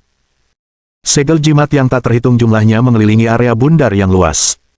Su Sheng ingin menguras tenaga Lu Zhou dengan cara ini untuk menciptakan celah bagi Liu Ge. Wah! Dari balik tebing paviliun timur, sesosok seputih salju tiba-tiba muncul. Jagoan. Avatar berdaun 8 telah terwujud. Ledakan. Gelombang pasang ki primal beriak keluar dari avatar setinggi 100 kaki itu, menghancurkan semua segel jimat. Segel-segel itu berjatuhan seperti kepingan salju. Su Sheng terkejut.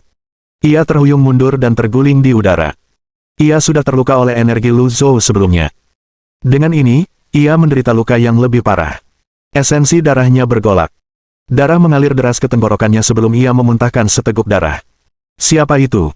Liu Ge berbalik dan membalikkan telapak tangannya. Sebuah segel telapak tangan muncul untuk menahan Su Sheng yang jatuh. Avatar perempuan setinggi 30 meter itu menjulang di hadapan Lu Zhou. Di bawah avatar emas yang berkilauan itu, 8 helai daun berputar perlahan di sekeliling teratai emas. Seorang perempuan berpakaian putih berdiri di dalam avatar itu. Ia tak lain adalah Ye Tianxin. Adik ke-6, seru Ming Shihin kaget. Kakak senior ke-6, sudah di tahap 8 daun. Zhu Honggong terdengar tidak percaya. Sementara itu, sekelompok kultivator perempuan berkumpul di alun-alun di dalam penghalang paviliun langit jahat. Mereka membentuk formasi persegi dan berkata serempak, "Selamat datang kembali, Master Istana." Mereka dulunya adalah murid perempuan Istana Bulan Turunan dan menganggap Ye Tianxin sebagai pemimpin mereka. Kini setelah Ye Tianxin kembali sebagai kultivator 8 daun, mereka hampir tak bisa tenang. Mereka menatapnya dengan air mata berlinang, menyadari bahwa pemimpin mereka telah kembali. Ye Tianxin tidak menanggapi mereka. Ia tahu ada hal-hal yang lebih mendesak untuk ditangani saat ini. Dari percakapan di sekitarnya, Liu Ge tahu siapa wanita berpakaian putih itu. Aku benar-benar meremehkan saudara Ji. Ternyata dia punya murid yang luar biasa. 8 daun, Ye Tianxin.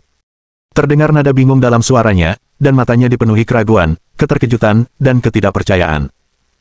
Ye Tianxin mendongak dengan ekspresi dingin dan berkata, nasib yang lebih buruk daripada kematian menanti mereka yang memasuki paviliun langit jahat. Ia baru saja mencapai tahap 8 daun, dan avatarnya memiliki aura yang mendominasi. Teknik gelombang birunya bergulung ke arah lawan-lawannya seperti gelombang pasang. Dengan kedua tangan di High Void, Liu Ge membelah ombak.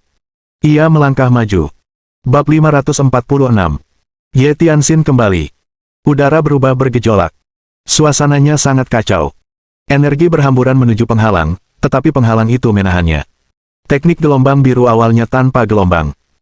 Namun, ketika dilepaskan, ia menyerupai gelombang pasang yang tak berujung. Gelombang dan gelombang sedingin es muncul secara acak dan bergantian, mengejutkan target. Ye Tianxin yang berpakaian putih mengawasi duo itu.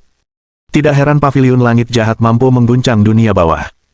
Murid pertamanya, Yu Zhenghai, dan murid keduanya, Yu Sangrong, keduanya luar biasa. Tak disangka murid ke-6 pun begitu kuat, seru Hua Wudao kagum. Teknik gelombang biru sungguh luar biasa.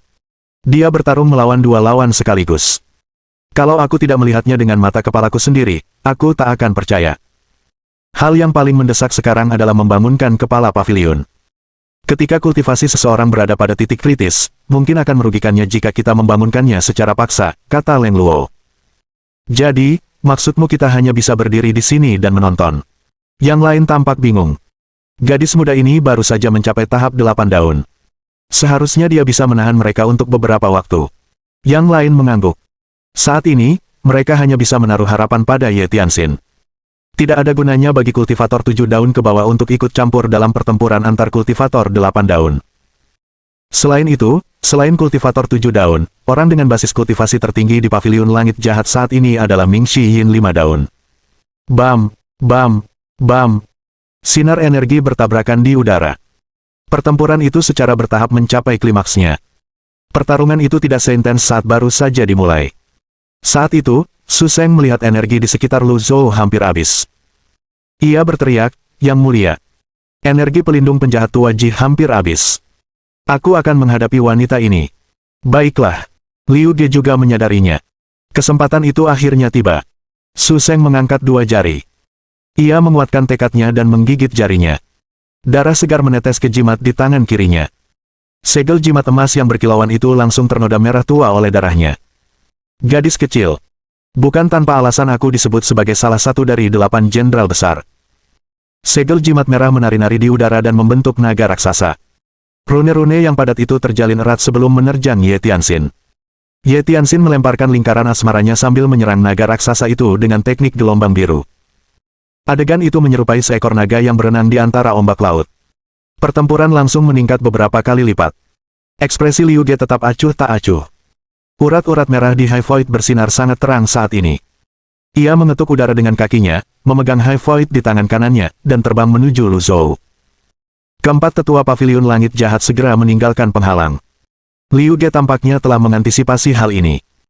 Ia melancarkan beberapa segel telapak tangan dengan tangan kirinya dan menekan sekuat tenaga. Bam, bam, bam, bam. Keempat tetua itu berhasil dipukul mundur. Liu Ge terus mengarahkan pedangnya ke arah kepala Lu Zhou. Matanya menyala-nyala saat ia berkata dengan dingin, "Sudah berakhir, Saudara Ji." Pada saat ini, Ye Tianxin melancarkan teknik agungnya dan bergerak ke arah mereka. Ia menyerang High Void secara tegak lurus dengan telapak tangannya. Bam! Serangan telapak tangan ini menyebabkan High Void menyimpang dari jalurnya. Harga yang dibayar Ye Tianxin adalah punggungnya kini terekspos oleh naga segel jimat raksasa. Bam! Naga segel jimat besar menyerang punggung Ye Tianxin. Segala sesuatu terjadi hanya dalam sekejap mata. Ye Tianxin mendengus dan meludahkan seteguk darah. Adik ke-6. Kakak senior ke-6. Ye Tianxin baru saja mencapai terobosan dan menjadi kultivator 8 daun. Sungguh menakjubkan bahwa dia mampu bertahan melawan 2 lawan selama itu. Dia telah melakukan yang terbaik. Mata semua orang terbelalak saat melihat sosok berpakaian putih itu. Darahnya tampak kontras dengan jubah putihnya. Ye Tianxin terjatuh. Saat terjatuh, ia melihat sekilas Lu Zhou. Pemandangan yang dilihatnya seolah membeku di benaknya. Saat itu, ribuan pikiran berkelebat di benak Ye Tianxin. Ia teringat saat pertama kali mendaki gunung untuk mempelajari seni kultivasi, bagaimana rekan-rekan seperguruannya bertengkar, ketidakberdayaan yang ia rasakan saat meninggalkan paviliun langit jahat, dan keputusasaan serta amarah yang ia rasakan saat gurunya menghancurkan basis kultivasinya. Ia telah bertanya pada dirinya sendiri berkali-kali apakah ia memiliki penyesalan. Apapun situasinya, jawabannya selalu sama. Tidak. Segala sesuatu memiliki karma dan siklusnya sendiri. Ia harus membayar dosa-dosanya sendiri. Senyum puas mengembang di wajahnya saat itu. Semuanya telah berakhir. Ye Tianxin terus jatuh ke tanah. Setelah serangannya mengenai sasaran, Su Sheng berteriak, "Kau terlalu percaya diri dengan kekuatanmu sendiri." Serangan pedang Liu Ge ditepis oleh serangan telapak tangan Ye Tianxin. Pedangnya meleset 1 meter di sebelah kiri Lu Zhou. Pada saat ini, bunga teratai biru mekar di sekitar Lu Zhou. Ledakan. Teratai biru terbuka dan menghantam dada dan samping Liu Ge. Bam! Dengan ini, luka Su Sheng bertambah parah. Pada saat ini, Lu Zhou yang sedang duduk bersila di atas teratai biru tiba-tiba membuka matanya. Bintang-bintang di langit malam tampak memenuhi matanya saat mereka berkelap-kelip dan bersinar. Kekuatan luar biasa dari gulungan manusia dan bumi akhirnya selaras. Meskipun kekuatan luar biasa gulungan manusia telah habis, kekuatan luar biasa gulungan bumi yang diaktifkan langsung mengisinya kembali. Kultivasinya dalam pengasingan akhirnya berakhir. Lu Zhou tercengang melihat pemandangan yang menyambutnya begitu ia membuka matanya. Ia melihat sosok berpakaian putih jatuh ke tanah. Ia mengerutkan kening dan berkata pelan, "Bajingan." Kemudian, dia melihat sekilas Liu Ge dan Su Sheng yang keduanya terbang kembali. Kenapa kalian berdua terluka? Liu Ge dan Su Sheng. Petik 2 tanda tanya petik 2. Lu Zhou perlahan bangkit berdiri sambil mengamati sekelilingnya. Teratai biru di bawah kakinya memudar. Ia melihat 4 tetua paviliun langit jahat dan murid-muridnya. Ia melihat para kultivator wanita berkumpul di alun-alun di depan aula besar. Ye Tianxin jatuh menghantam penghalang dengan keras. Penghalang itu tampak sehalus kaca, dan Ye Tianxin terus meluncur menuju tebing. Darah merah tua menodai pakaian putihnya. Lu Zhou mengerutkan kening. Adegan demi adegan terputar di benaknya. Rangkaian peristiwa yang terjadi di sekitarnya sebelumnya diputar ulang di benaknya seperti film. Meskipun usianya sudah lanjut, emosinya langsung meledak saat ini. Lu Zhou menukik. Ia mengangkat telapak tangannya, dan segel tangan biksu iblis yang besar turun dari langit. Saat dia berguling ke bawah, Ye Tianxin melihat segel tangan itu melalui penglihatan renangnya. Segel itu tampak familiar baginya. Selama pertempuran di Gunung Blue Sun, Lu Zhou telah menggunakan segel tangan yang sama untuk menangkap Ye Tianxin dan menghancurkan basis kultivasinya. Sekarang, segel tangan biksu iblis yang sama sedang menyerangnya. Perbedaannya adalah kali ini, segel tangan biksu iblis membawanya. Ia melayang di udara. Lu Zhou dapat merasakan kehidupan mengalir keluar dari Ye Tianxin saat ini. Ye Tianxin mendongak dengan susah payah saat dia memanggil dengan lemah, "Tuan. Kau tidak menyesalinya?" Lu Zhou akhirnya berbicara. Lu Zhou menggelengkan kepalanya dan bertanya, tidakkah kau merasa kesal karena aku mengusirmu? Tidak. Vitalitasnya mulai terkuras. Hanya dalam sekejap mata, rambutnya memutih. Ia kehilangan kesadaran. Kekuatan naga emas dari segel jimat itu menghancurkannya. Ia merasa seperti mengering di dalam. Lu Zhou mengangkat telapak tangannya yang memancarkan energi biru dan untuk sementara mencegah Ye Tianxin kehilangan vitalitasnya. Namun, tanda-tanda kehidupannya yang memudar masih ada. Ia akhirnya menyadari ada kemungkinan Ye Tianxin akan mati. Guru, jangan sia-siakan ki primalmu. Krisis ini masih belum terselesaikan. Ye Tianxin berusaha keras untuk berkata, Aku punya banyak hal yang ingin kukatakan padamu. Sayangnya, tidak ada waktu. Napasnya semakin sesak. Kekuatan naga emas segel jimat itu telah melampaui harapan semua orang. Puluhan kultivator wanita dari Derivat Moon Palace bersujud di tanah dan menangis terseduh-seduh. Bab 547.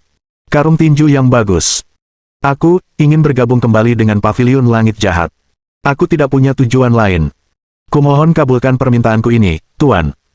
Ye Tianxin berjuang keras untuk berdiri di atas segel tangan biksu iblis sebelum ia berlutut. Luka-luka dan tubuhnya yang goyah tidak menghalangi tekadnya. Orang-orang berlutut di hadapan langit, bumi, dan orang tua mereka. Seorang guru sehari, seorang ayah selamanya. Berlutut di hadapan gurunya sama saja dengan berlutut di hadapan ayahnya. Lu Zhou memiliki hak penuh untuk menerima isyarat ini. Semua orang di Paviliun Langit Jahat memperhatikan ini dengan saksama. Mereka menatap Lu Zhou dengan penuh harap. Siapa yang bisa tetap tenang melihat ini? Bagaimanapun, hati manusia terbuat dari daging. Seorang guru dan seorang murid, seorang pria tua dan seorang wanita muda, yang satu berlutut, dan yang lainnya berdiri. Setelah apa yang terasa seperti berjam-jam, Lu Zhou akhirnya berkata, baiklah. Jawabannya singkat dan tepat. Ye Tianxin tersenyum sebelum dia menutup matanya dan terjatuh ke belakang. Lu Zhou melambaikan lengan bajunya. Segel energi membawanya ke dalam penghalang seperti perahu. Keempat tetua mengedarkan ki primal mereka pada saat yang sama dan menangkap Ye Tianxin di udara. Ye Tianxin akhirnya kembali. Su Sheng terluka parah, tetapi ia masih bisa bertarung. Matanya dipenuhi kengerian. Di sisi lain, Liu Ge tampak tidak terpengaruh. Selain rambutnya yang sedikit acak-acakan, ia tampak tidak terluka. Lu Zhou perlahan melayang ke udara. Ekspresinya berubah dingin. Ia menatap keduanya tanpa bergerak. Liu Ge dan Su Sheng tidak lari, tampak yakin akan melawannya. Namun, ia sama sekali tidak peduli dengan alasan mereka. Kemudian, ia menatap pedang di tangan Liu Ge, High Void, sebelum menatap Liu Ge. Liu Ge bertemu pandang dengan Lu Zhou. Pada titik ini, tidak ada jalan untuk kembali. Liu Ge hendak berbicara ketika Lu Zhou berkata, aku memberimu kesempatan. Kemarahannya tampak jelas meskipun suaranya tenang. Ia terjun tanpa peringatan. Yang lain berseru kaget. Mata mereka terpaku pada Sang Master Paviliun saat ia memamerkan kehebatannya yang luar biasa. Ketika Sang Master Paviliun terbang turun, mereka hampir tak kuasa menahan rasa kagum dan kegembiraan mereka. Aku sudah mengampuni nyawa kalian, tapi kalian ngotot ingin membuangnya. Sepertinya kalian sudah tidak menginginkannya lagi. Lu Zhou mengangkat tinjunya dan menyerang Liu Ge dan Su Sheng. Wajah Su Sheng memerah, semangat juangnya pun membara. Ia telah bertahun-tahun di medan perang. Ia tak takut mati. Ia memukul-mukul dadanya seperti gorila sebelum energinya menyembur keluar. Ia berteriak, Yang Mulia, mundur. Aku akan melawannya. Lalu, ia melesat pergi menemui Lu Zhou bagai anak panah yang ditembakkan. Tinju lawan tinju. Tangan kanan Lu Zhou terbungkus segel energi yang bersinar dengan cahaya biru. Retakan. Suara renyah bergema di udara, dan lengan kanan Su Sheng terpotong saat ia terlempar kembali. Ia tidak punya waktu untuk bereaksi sama sekali. Ia terlempar kembali dengan cara yang sama seperti saat ia datang. Ledakan. Su Sheng melesat melewati Liu Ge dan jatuh terbanting ke tanah, menyemburkan debu kemana-mana. Liu Ge tidak menangkap Su Sheng. Sebaliknya, ia dikejutkan oleh kekuatan yang terkandung dalam pukulan Lu Zhou. Seseorang yang mengolah energi secara ekstrim harus berusaha keras selama tahap penempaan tubuh dan mengolah tubuhnya secara ekstrim. Ji Tiandao yang ia kenal bukanlah orang yang ahli dalam tinju energi. Bagaimana mungkin pukulan itu begitu kuat? Saat debu mulai mereda, pandangan Su Sheng mulai jernih. Ia berada di dalam lubang. Terbatuk-batuk hebat, ia menekan tangannya ke tunggul di bahunya. Ia merangkak keluar dari lubang sebelum memuntahkan darah akibat luka parahnya. Darah berceceran di dadanya dan menodai tanah hingga merah. Lu Zhou berkata dengan nada datar, sepertinya kau senang menindas murid-muridku. Su Seng merasakan sakit yang menusuk di sekujur tubuhnya. Ia merasa kehidupan terkuras habis dari tubuhnya. Petik 2 petik 2. Setelah pertukaran ini, punggung kedua lawan saling berhadapan. Pedang ini adalah High Void, senjata super kelas surga. Ada urat formasi 9 daun di pedang ini, yang seharusnya menjadi kutukan bagi para kultivator 9 daun. Kau kalah. Begitu Liu Ge selesai berbicara, sebuah retakan muncul di High Void sebelum pecah. Suara renyah itu membuat jantung Liu Ge berdebar kencang. Ia menoleh, dan matanya terbelalak. Apa yang terjadi? Jantungnya langsung mencelos ke dasar lembah. Ia menarik lengannya dan mengamati senjatanya. Separuh bilah pedang lainnya telah jatuh, hanya separuh High Void yang tersisa di tangannya. Liu Ge menatap Lu Zhou. Lu Zhou memegang si tanpa nama di tangan kanannya, punggungnya masih menghadap Liu Ge. Si tanpa nama yang tampak lembut itu memancarkan aura rune hitam saat ini. Senjata apa itu? Seru Liu Ge kaget. Lu Zhou tidak menjawabnya. Sebaliknya, ia membalikkan telapak tangannya dan mengarahkannya ke tanah. Anem jatuh, terbungkus cahaya biru. Ia bersinar seperti obor di musim dingin. Kecepatannya meningkat. Tanpa nama, diselimuti cahaya biru, turun dari langit. Pedang energi itu tiba-tiba mengembang dan menusuk Su Seng. Su Seng sudah terluka parah sejak awal. Mustahil baginya untuk menahan pukulan ini. Yang tak disebutkan namanya menjepit Su Seng dengan kuat ke tanah bagaikan paku. Aku akan mengambil nyawa Su Seng. Ding! Membunuh target. Hadiah, 1.500 poin prestasi. Pada saat ini, Liu Ge menyadari bahwa ia telah meremehkan kekuatan Lu Zhou. Matanya dipenuhi rasa tidak percaya saat ia terlempar kembali. Ia mencengkeram erat sisa-sisa High Void untuk menstabilkan dirinya. Ia melirik Su Seng yang tertusuk oleh Anem. Kenapa? Aku telah melakukan segalanya untuk rakyat, untuk Gritian. Kenapa kau harus mencapai tahap 9 daun? Ia melontarkan pertanyaan demi pertanyaan, emosinya jelas bergejolak. Dengan suara mendesing, tanpa nama terlepas dari dada Su Seng dan terbang kembali ke tangan Lu Zhou. Pedang energinya memanjang saat ia menerjang Liu Ge di udara. Pedang itu bergetar. Liu Ge mengetuk lautan ki di dantiannya. Gelombang ki primal yang kuat melonjak saat lautan ki-nya mulai terbakar. Urat-urat merah di bilah pedang High Void pun ikut terbakar. Ia memuntahkan seteguk darah ke urat-urat itu. High Void kini berkilauan dengan cahaya merah tua yang aneh. Aku tidak ingin melakukan ini. Karena kau memaksaku, Saudara Ji, aku akan bertarung denganmu sampai mati. Ia mengayunkan pedangnya. Adegan beberapa saat yang lalu diperagakan kembali. Pada saat ini, mudra Wot berwarna biru tua muncul pada Lu Zhou. Hati yang jernih akan menunjukkan sifat alami seseorang dan membebaskan pikirannya. Hati yang teguh seperti batu akan tak tergoyahkan seperti gunung. Babak berikutnya berakhir tepat setelah pembukaan. Liu Ge menundukkan kepalanya dan melihat energi pelindungnya yang tertusuk kini menyerupai balon kempes saat ki primalnya keluar. Kemudian, ia menoleh untuk melihat mudra Wot milik Lu Zhou. Hanya ada goresan di mudra Wot yang sedang dalam proses penyembuhan. Ia tertegun. Ia kalah lagi. Jari-jarinya gemetar. Ia terlalu ceroboh. Buku-buku jarinya memutih di sekitar gagang High Void. Suara Lu Zhou menggema di udara. Beranikah kau menantangku dengan kekuatan sebesar itu? Ketika kotak itu dibuka, setumpuk jimat terbang ke arah Liu Ge. Jimat-jimat itu bergerak dengan kecepatan yang melebihi teknik-teknik agung. Dalam sekejap mata, Liu Ge diselimuti jimat. Jimat-jimat itu melilitnya erat dan seolah-olah larut ke dalam daging dan darahnya. Rune merah pada bilah patah High Void pun terbang ke arah Liu Ge dan menyatu dengannya. Ia kini tampak seperti mumi. Nada merah bersinar. Lu Zhou menatap jimat merah itu dan berkata dengan acuh tak acuh, kau akhirnya mau menggunakannya. Bab 548. Aku akan memenuhi keinginanmu. Suara Liu Ge kini serak. Ia tertawa terbahak-bahak sebelum berkata, jimat-jimat ini ditinggalkan oleh para elit misterius. Aku seperti makhluk abadi. Ketika efek jimat ini hilang, aku juga akan mati. Lu Zhou memandangi jimat-jimat yang tampaknya telah meleleh ke dalam tubuh Liu Ge dan menggelengkan kepalanya. Aku mengharapkan harta karun, tapi ternyata itu hanya seni sihir. Sudah cukup, balas Liu Ge. Kakak Ji. Sepertinya kau tahu tahap 9 daun itu jahat. Kalau tidak, kenapa kau menyegel ingatanmu? Tanya Liu Ge. Aku tidak akan membiarkan siapapun mencapai tahap 9 daun. Tak masalah kau teman lamaku. Jika aku bisa menghalangimu, tentu saja aku akan berusaha menghalangimu. Namun, karena kau tak bisa dihalangi, aku akan membunuhmu. Begitu Liu Ge selesai berbicara, ia bergerak secepat kilat, hanya meninggalkan jejak merah di belakangnya. Di tengah teriakan anggota paviliun langit jahat, ia langsung menyerang Lu Zhou. Lu Zhou tiba-tiba mengangkat tangannya, menunjuk 5 jari ke depan.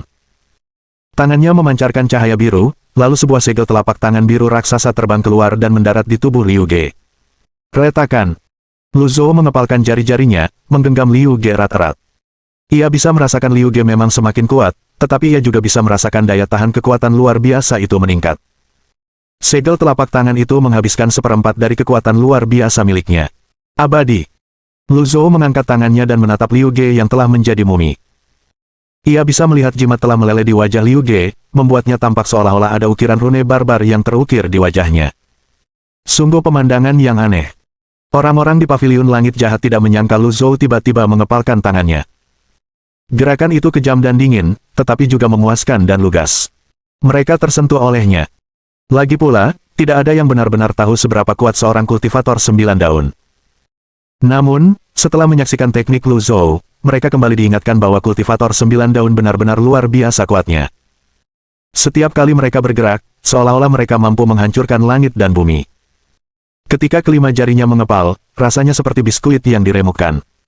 Melalui segel telapak tangan, Lu Zhou dapat dengan jelas merasakan bahwa segel tangan Biksu Iblis, yang dilepaskan melalui kekuatan kehidupan lampau, telah meremukkan organ dalam Liu Ge dan menggerus tulang-tulangnya. Namun, ia tidak menerima notifikasi sistem. Tak lama kemudian, segel palem itu memudar. Liu Ge jatuh dari langit dan menghantam tanah dengan suara dentuman. Dia belum mati. Lu Zhou menukik. Haruskah aku menggunakan kartu serangan mematikan? Tapi sepertinya tidak sepadan. Saat ini, Lu Zhou memiliki sekitar seperempat kekuatan luar biasa yang tersisa. Tiba-tiba, tubuh Liu Ge bersinar dengan cahaya merah tua. Tulang-tulangnya kembali ke posisinya. Tubuhnya menggeliat saat organ-organnya mulai pulih. Orang-orang Gritian tidak pernah mengembangkan ilmu jahat yang bisa menghidupkan kembali orang mati. Meskipun itu ilmu misterius, aku hanya pernah mendengar tentang manusia yang mengendalikan boneka melalui pembuluh darah formasi. Aku belum pernah mendengar ada orang yang dianugerahi keabadian, meskipun hanya untuk waktu yang singkat. Pembuluh darah itu sama dengan yang ada di peti mati yang dibawa Raulian.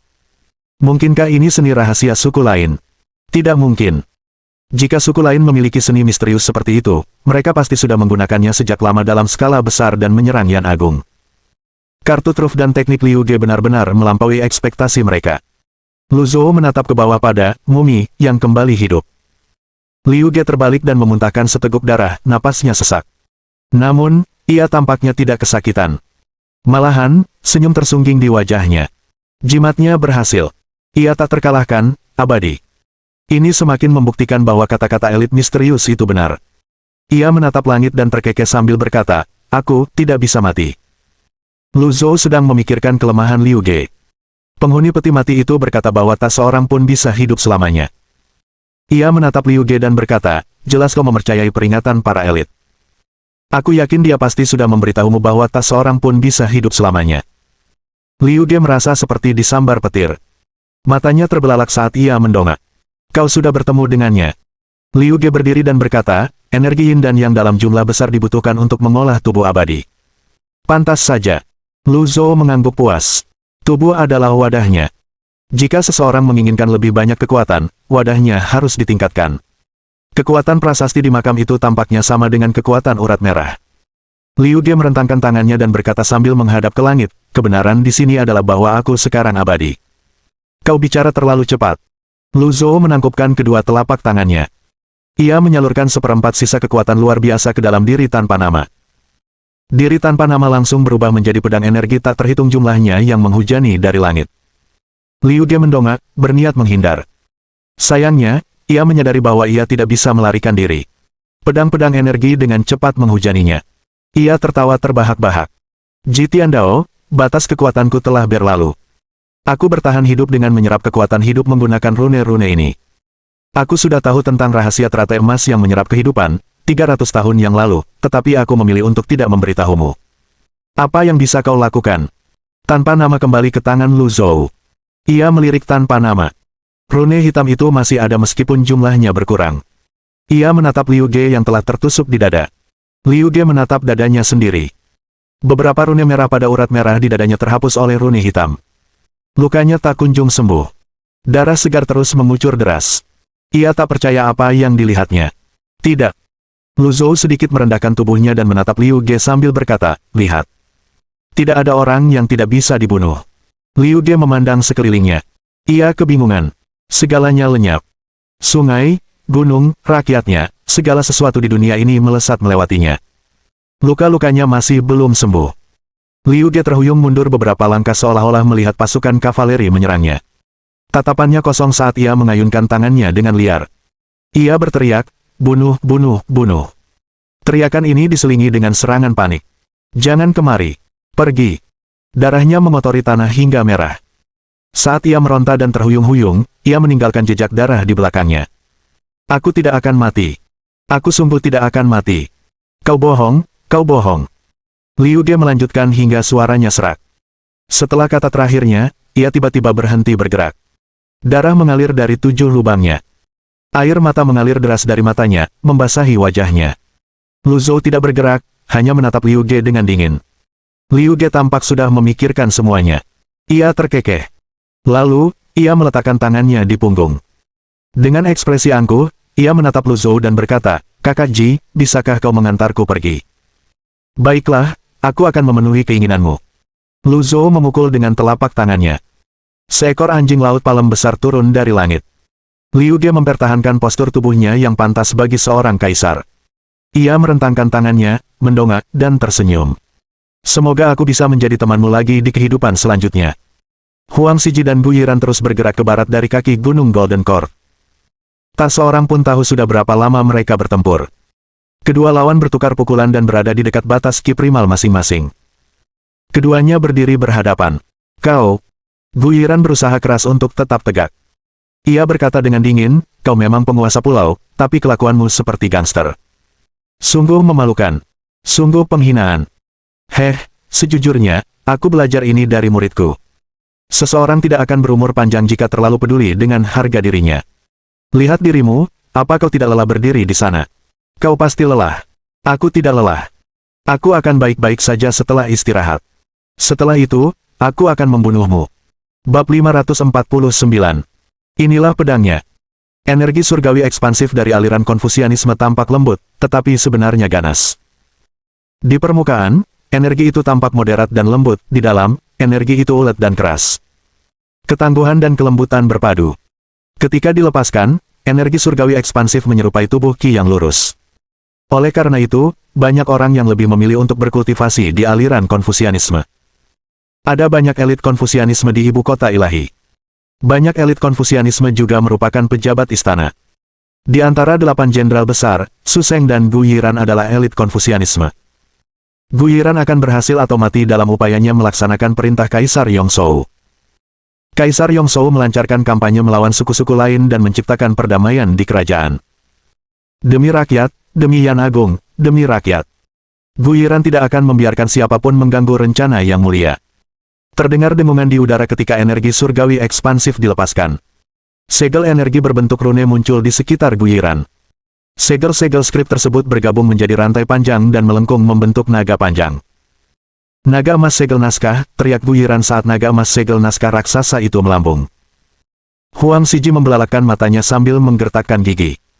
Ia mengangkat kedua tangannya dan bertarung sekuat tenaga sambil melepaskan segel energi yang membentuk dinding melingkar. Pada saat ini, mereka berjuang demi hidup mereka. Huang Xiji tahu dia akan tamat jika dia lengah. Gu Yiran mengendalikan naga emas dan menyerang dengan kedua telapak tangannya. Naga emas segel naskah menerjang Huang Xiji untuk kedua kalinya. Mata naga emas itu berbentuk seperti tulisan besar. Huang Xiji mengerutkan kening dalam-dalam dan melipat telapak tangannya untuk memblokir serangan itu lagi. Huang Xiji, kamu telah tertipu. Segel naskah naga emas terbelah menjadi dua dan menjepit Huang Xiji dari kiri dan kanan. Bam! Ketika Huang Xiji membuka telapak tangannya, sudah terlambat. Sebelum ia sempat melepaskan segel energi dari telapak tangannya, ia dihantam oleh kepala-kepala naga. Serangan itu mengenai lengannya, dan ia terhuyung mundur. Ia menahan rasa sakit saat ia tersandung dan jatuh ke tanah. Gu Yiran mengangguk puas. Naga emas dari segel naskah kembar melilit tubuhnya. Tuan Pulau Huang, hanya ini yang kau punya. Liu Ge juga seorang kultivator 9 daun, seru Huang Xiji kaget. Tidak mungkin ada kultivator 9 daun di dunia ini. Kultivator 9 daun tidak diizinkan ada. Aku sudah mengatakan apa yang harus kukatakan. Sudah waktunya untuk melepasmu. Gu Yiran tidak lagi membuang kata-kata. Segel naskah naga emas menyatu menjadi satu. Naga emas itu menari-nari di udara dan menerjang wajah Huang Siji. Suaranya terlalu unik dan dengan mudah menarik perhatian kedua pria itu. Di langit, sebuah pedang seindah jasper berputar ke bawah. Sekilas, pedang itu tampak biasa saja. Namun, kecepatannya sungguh mengejutkan. Angin energi yang dihasilkan oleh bilah pedang yang berputar itu berbeda dari senjata lainnya. Yang terpenting, target pedang itu tampaknya adalah naga emas dari segel naskah raksasa itu. Tepat saat hendak mendarat di naga emas segel naskah, pedang itu tiba-tiba mengeluarkan pedang energi yang berputar. Pedang itu mengiris naga emas itu. Naga emas itu terbelah dua. Ia langsung kehilangan momentumnya. Segel naskah itu hancur berkeping-keping dan jatuh hanya dalam sekejap mata. Getaran akibat hancurnya naga emas segel naskah membuat Gu Yiran terlempar mundur. Ekspresinya sedikit berubah. Ia terhuyung mundur lebih dari 10 langkah sebelum menghentakkan kaki ke tanah untuk menstabilkan diri. Ia merasakan ketakutan mencengkeram hatinya lebih erat saat melihat pedang itu. Pedang itu membelah naga emas segel naskah. Pedang itu berputar 2 kali. Dengan suara nyaring, pedang itu menancap ke tanah. Cahaya matahari memantul dari bilah pedangnya. Siapapun yang jeli pasti tahu bahwa pedang itu istimewa. Sudah diketahui umum bahwa senjata kelas surga dapat menembus energi.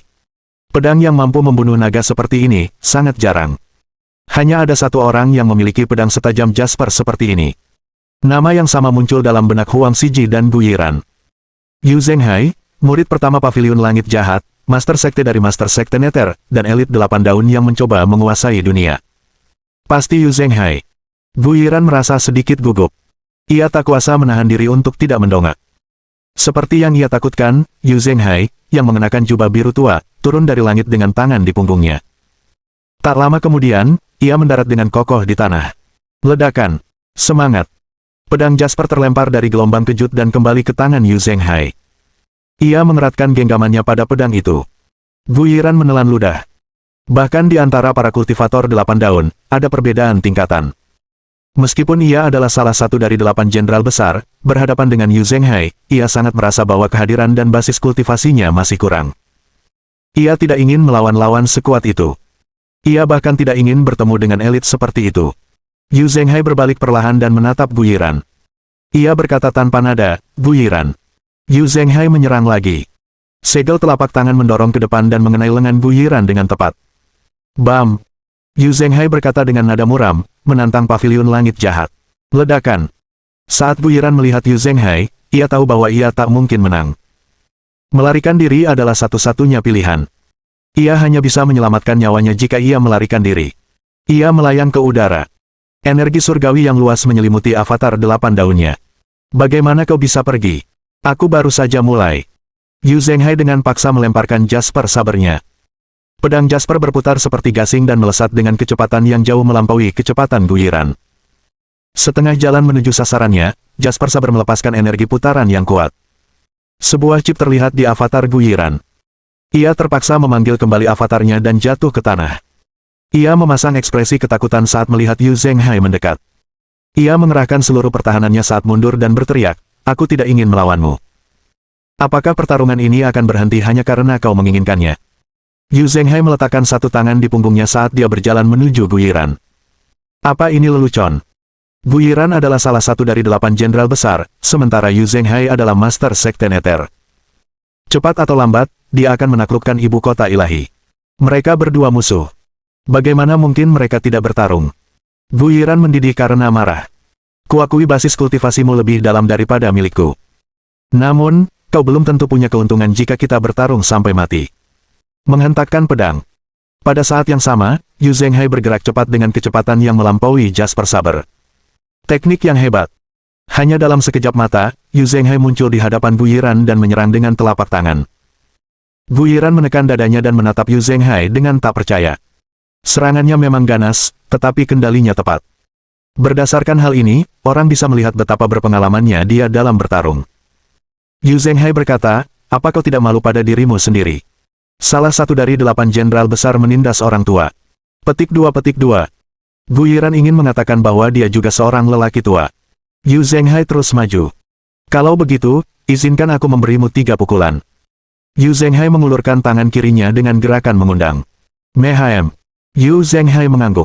Bab 550. Penyembuhan.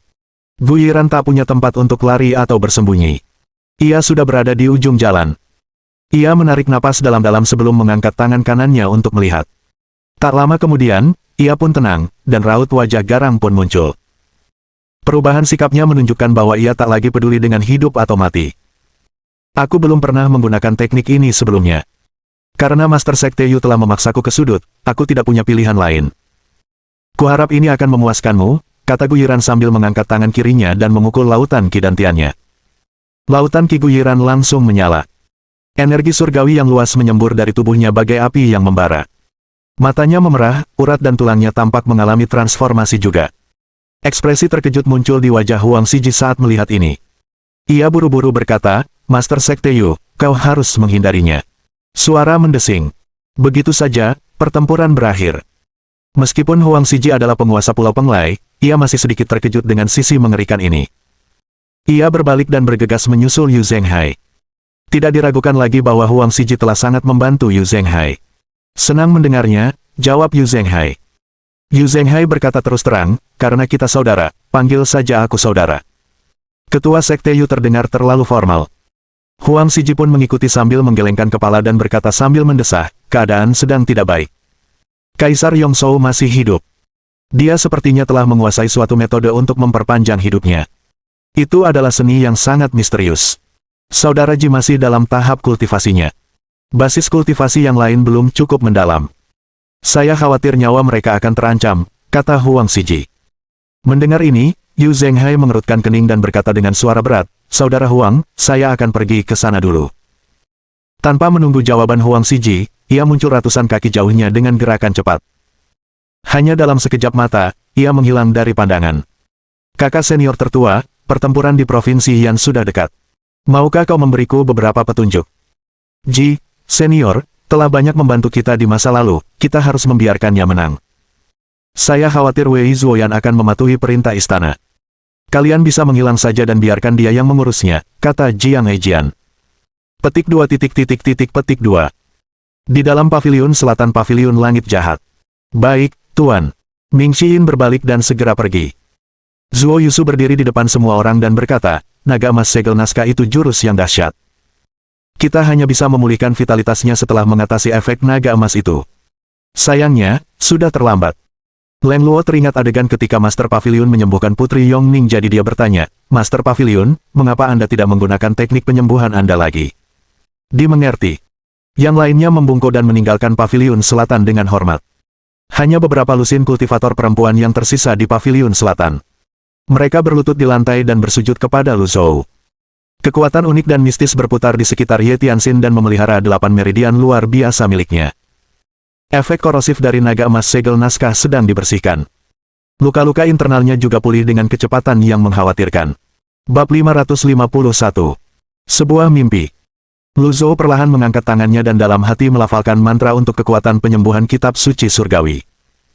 Sebuah teratai biru muncul di tangannya, dan ia menyodorkannya kepada Ye Tianxin.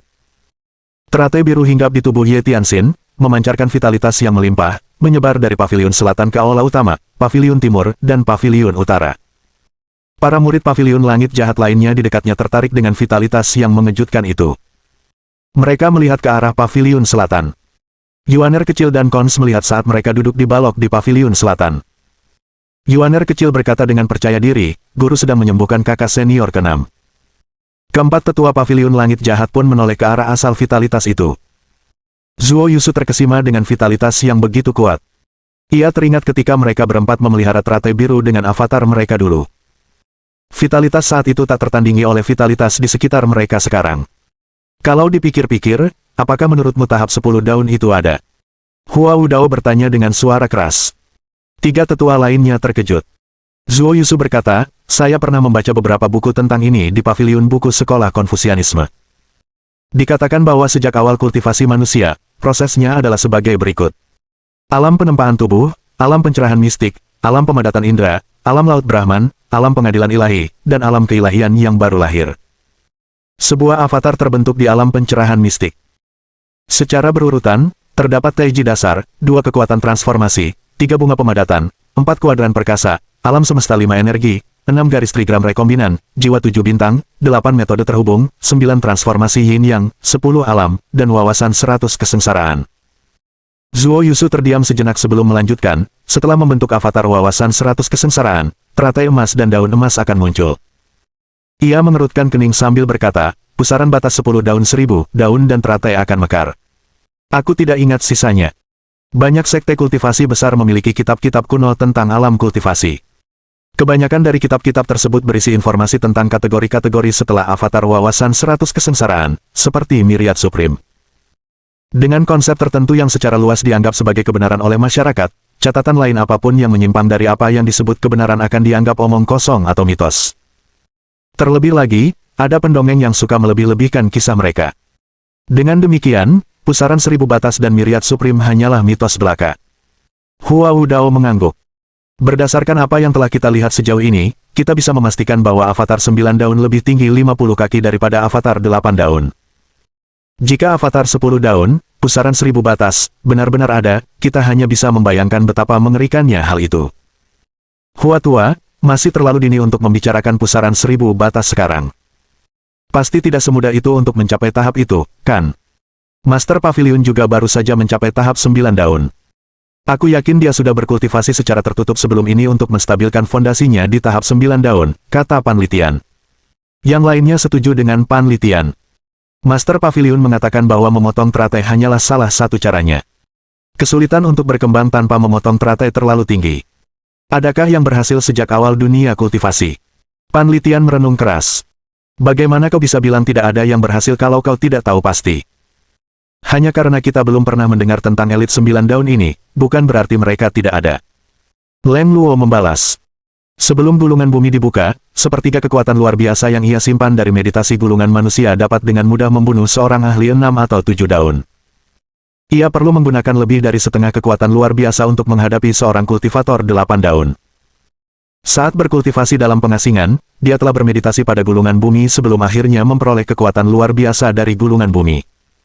Berurusan dengan Liu Ge telah menghabiskan seluruh kekuatan luar biasa gulungan manusia.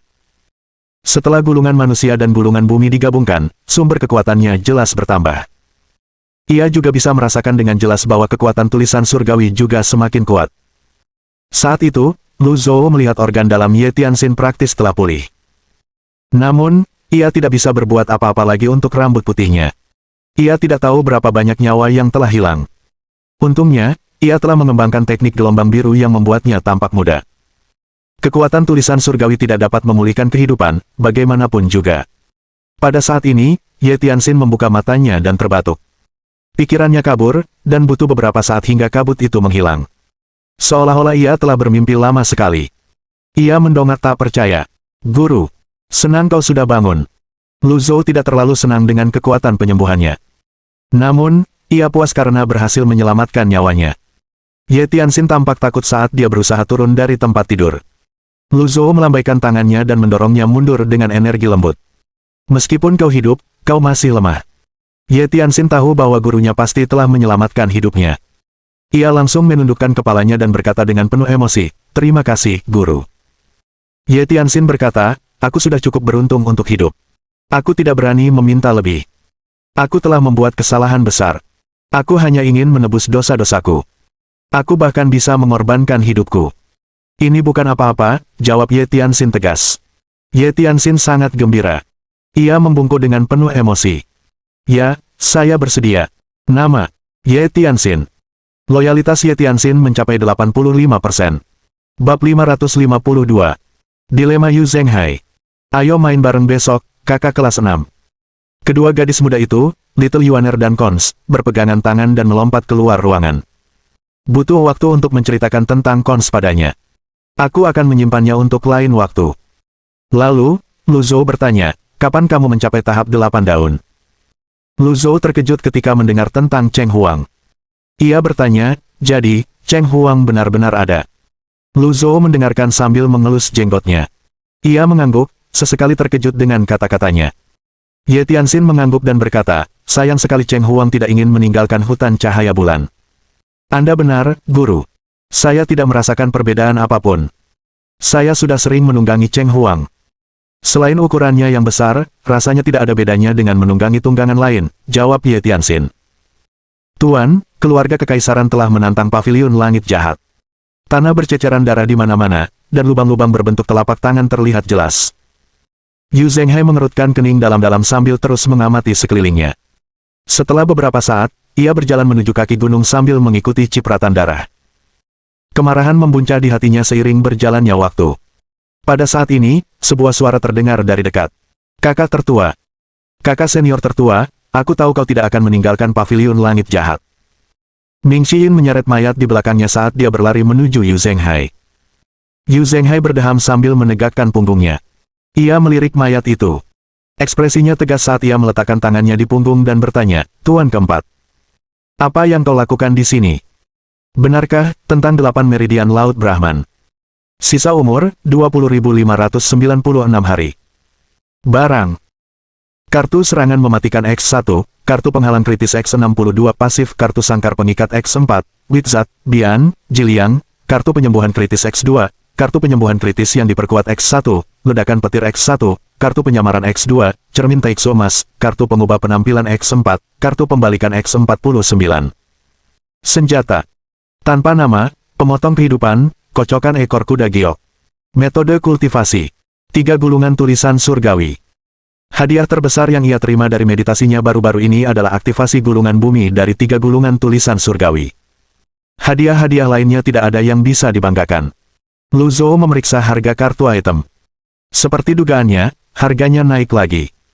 Kalau begitu, di mana peningkatan izin sistemnya? Lu Zhou masih memikirkannya ketika sebuah suara menghubunginya dari luar paviliun. Salam, Guru. Tuan Pulau Huang telah kembali dengan selamat. Untungnya, kakak senior tertua tiba tepat waktu dan membunuh Guyiran, kata Ming Xiyin. Bab 553. Percakapan larut malam antara guru dan murid. Lu Zhou tidak menjawab. Memang, waktu yang dihabiskannya untuk bermeditasi pada gulungan bumi terbuka telah melampaui harapannya. Selain itu, meskipun murid-muridnya berkembang pesat, mereka tetaplah bukan tandingan para kultivator 8 daun. Memang, Ming Xiyin tidak bisa disalahkan atas hal ini. Seperti dugaannya, Yu Zhenghai masih berdiri di tempat yang sama. Tangannya diletakkan di punggung. Ia tidak tampak mendominasi maupun merendahkan. Ia tampak tenggelam dalam pikirannya saat menatap paviliun langit jahat. Ketika melihat Ming Xiyin turun, ia tersenyum dan mengangguk sambil berkata, aku selalu tahu kau perhatian. Tuan keempat. Ayo, kita bicara. Ming Xiyin. Tidak ada apa-apa, kakak senior tertua. Apa yang kau lakukan dengan berdiri di sana? Tanya Ming Xiyin. Bagaimana kau tahu kalau kau belum mencoba berbicara dengannya? Gumam Ming Xiyin. 60 tahun. Tuan keempat, kamu tidak dikirim oleh guru, kan? Yu Zhenghai menoleh untuk menatapnya. Apakah ini yang dia katakan? Atau masih ada lagi? Yu Zhenghai melotot. Aku khawatir kau akan memukulku jika aku memberitahumu. Ming Xiyin terkekeh. Dia bilang dari 10 murid yang dia rekrut seumur hidupnya, kau yang terburuk. Aduh, kau bilang kau tidak akan memukulku, kakak senior tertua. Berhenti, berhenti, berhenti. Aku belum selesai. Ming Xiyin buru-buru mundur dan merapikan pakaiannya. Dia bilang kau tidak berguna dan pengecut seperti tikus. Yu Zhenghai meletakkan tangannya di belakang punggung. Ia melangkah masuk ke dalam penghalang seolah-olah itu adalah wilayah tak bertuan. Yu Zhenghai kini berada di luar paviliun timur paviliun langit jahat. Berdiri di depan paviliun timur, di luar dugaannya, ia tidak merasa melankolis. Malahan, entah kenapa, ia merasa sedikit gugup. Kakak senior tertua, apakah kamu tidak marah karena guru mengatakan hal-hal itu tentangmu? Yu Zhenghai hendak berbalik dan pergi ketika sebuah suara serak terdengar dari paviliun timur. Karena kau di sini, kenapa kau tidak masuk saja? Jagoan. Ming Xiyin membungkuk dan berkata, Guru, saya permisi dulu. Ia pikir lebih baik ia tidak ikut campur dalam masalah ini. Lu Zhou mengabaikan Ming Xiyin, tatapannya tertuju pada Yu Zhenghai. Namun, ia hanya meliriknya sebentar sebelum berjalan menuju punggung gunung. Yu Zhenghai mengerti maksud gurunya. Meskipun merasa gugup, ia tak punya pilihan selain mengikuti gurunya saat ini.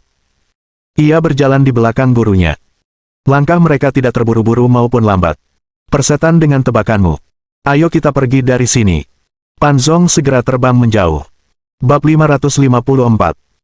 Aku akan memanjat apapun yang terjadi. Langit malam bertabur bintang yang tak terhitung jumlahnya, dan keadaan sekelilingnya sunyi. Aku belum memikirkan hal itu, kata Yu Zhenghai, menaklukkannya adalah hal yang utama. Lu Zhou perlahan berbalik dan menghadap Yu Zhenghai. Ia berkata dengan tulus, aku ingat kau masih remaja ketika aku merekrutmu.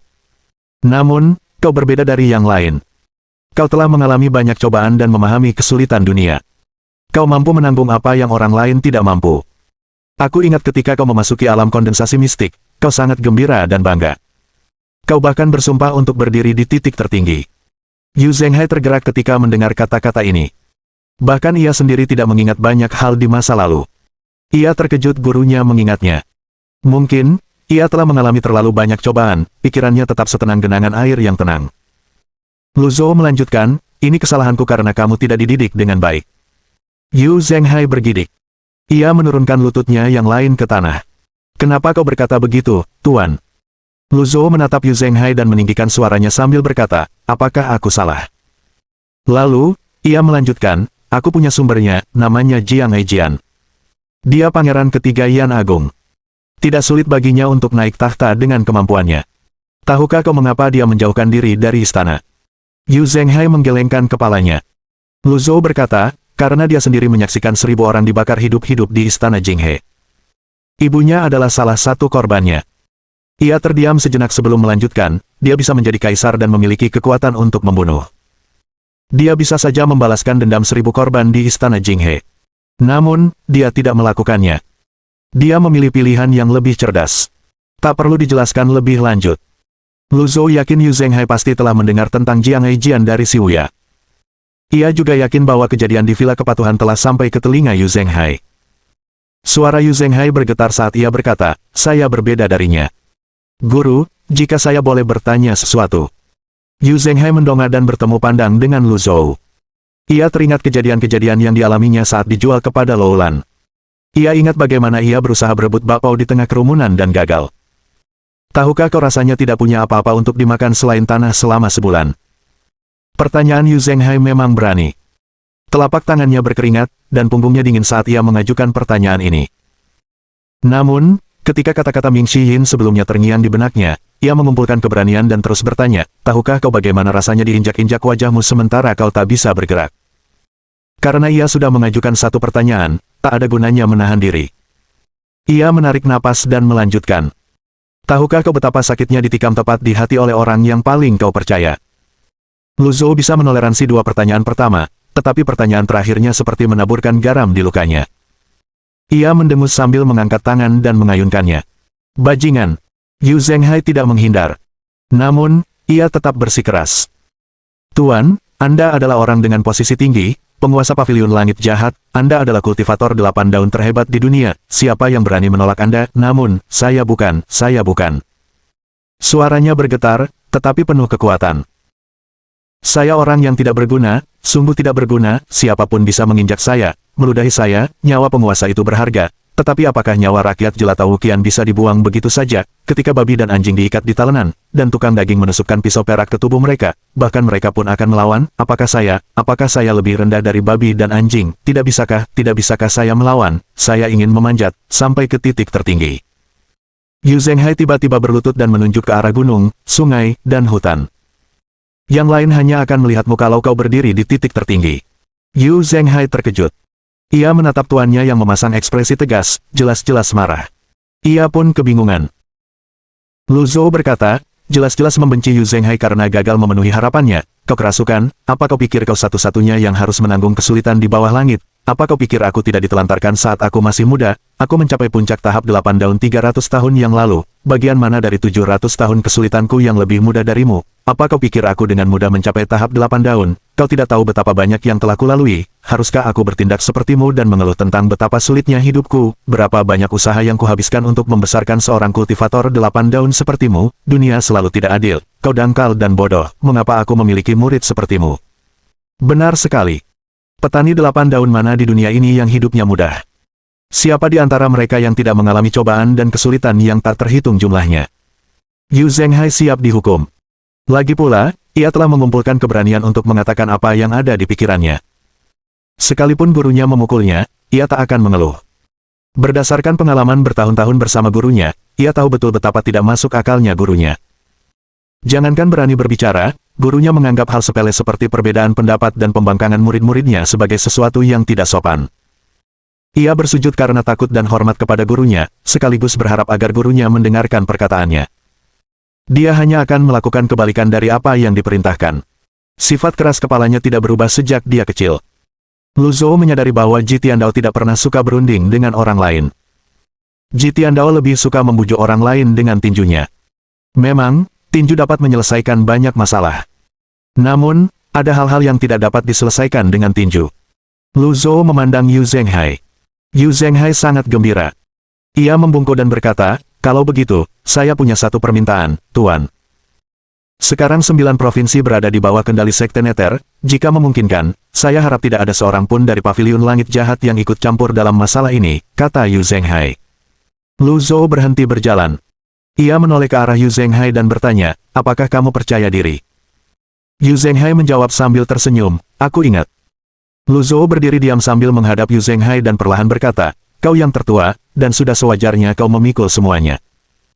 Kuharap aturan besi Paviliun Langit Jahat akan selamanya terukir di hatimu seperti kata-kata ini." Yu Zhenghai kembali berlutut. "Sesama murid tidak boleh saling bertarung. Aku tidak akan pernah berani melupakan ini." Tulisan di batu besar itu mengingatkan Yu Zhenghai pada masa-masa ia berkultivasi di sini. Betapa cepatnya waktu berlalu. Hanya dalam sekejap mata, 300 tahun telah berlalu. Lu Zhou memandang Yu Zhenghai dan berkata, "Yu Zhenghai." Ming Xiyin merasa bosan. Biasanya ia menuruni gunung dengan kecepatan tinggi dan tidak pernah meluangkan waktu untuk mengagumi pemandangan yang membosankan itu. Berjalan menuruni gunung dengan kecepatan seperti ini sungguh membuatnya kesal. "Old Ford, kudengar Master merekrut seorang junior sister baru, benarkah?" "Apa maksudmu, kakak senior tertua?" Yu Zhenghai berkata, "Tuan keempat, jaga tuan untukku." Yu Zhenghai mendorong tanah dan melesat pergi, lalu menghilang di langit malam dalam sekejap. Begitu Ming Xiyin selesai berbicara, sebuah suara yang tidak setuju terdengar dari balik pohon di dekatnya. Itu hanyalah ungkapan kasih sayang yang munafik. Ming Xiyin bergidik. Ia melihat ke arah suara itu dan berkata, "Kakak kedua. Kenapa kau di sini?" Ming Xiyin mengumpat dalam hati. Ia langsung merasa hidup ini keras dan penuh dengan kesulitan. Ia pasti akan dipukuli sampai mati kalau bilang kakak keduanya sekarang lemah, kan? Mendengar ini, Yu Sangrong mengerutkan kening. Ia mengangguk dan berkata, "Aku salah menyalahkanmu. Jika hal seperti ini terjadi lagi, kamu harus segera memberitahuku," kata Yu Sangrong. Lu Zhou membuka matanya. Ia mengukur tingkat meditasi kekuatan luar biasa miliknya. Ia dapat dengan jelas merasakan bahwa kecepatan meditasinya untuk kekuatan luar biasa telah meningkat. Demikian pula, kapasitasnya untuk menyimpan kekuatan luar biasa juga meningkat. Namun, ia masih membutuhkan waktu 5 hingga 7 hari untuk memulihkan kekuatan luar biasa sepenuhnya. Lu Zhou tidak melanjutkan meditasinya pada gulungan kitab suci surgawi. Ia malah bangkit dan melihat gambar perkamen tua itu. Ketika ia melihat tidak ada area baru, ia kembali ke bantal alang-alang. Ia mempelajari sistem tersebut. Setelah ditingkatkan, kekuatan luar biasa miliknya meningkat, dan ia memperoleh kekuatan baru. Ia tidak memiliki kekuatan luar biasa untuk mengujinya sebelumnya. Setelah mengumpulkan sedikit, ia memutuskan untuk mencobanya. Dia melafalkan mantra untuk tulisan surgawi pertama dalam hati, untuk memperoleh kekuatan mendengar segalanya sehingga kita dapat mendengar suara di seluruh alam sesuka hati. Petik 1. Seperti yang diduga, suara lembut memasuki telinganya. "Apa? Tapi Master Paviliun sepertinya bukan orang yang kejam," kata beberapa kultivator wanita dengan kaget. Bab 556. Memeriksa basis kultivasi para murid. Sebuah suara memasuki telinganya lagi. "Bajingan. Tapi, aku benar-benar lupa soal High Void." Petik 1. Lu Zhou memutuskan untuk menghadapi muridnya nanti. Ia menggunakan kekuatan yang lebih dahsyat, dan jangkauan pendengarannya meningkat lagi.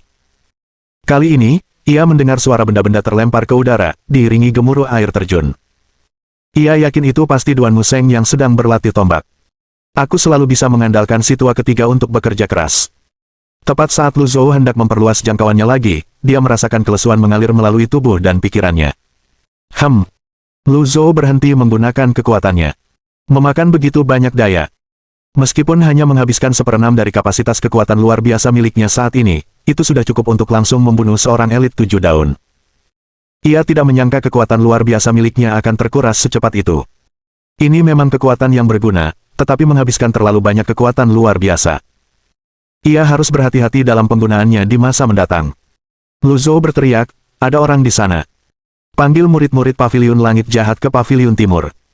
Segera setelah itu, Duan Museng, Ming Xiyin, Zhao Yue, Zhu Honggong, Qi Yuaner, dan Cons memasuki Paviliun Timur dan berdiri dalam barisan yang rapi. Bawakan aku High Void. Semua orang memandang High Void dengan kagum. Senjata tingkat surga sudah menjadi sesuatu yang sangat ingin dimiliki para kultivator, apalagi senjata tingkat surga super. Lu Zhou mengambil High Void dan memeriksanya. Urat-urat merah itu sepertinya tidak terukir pada pedang.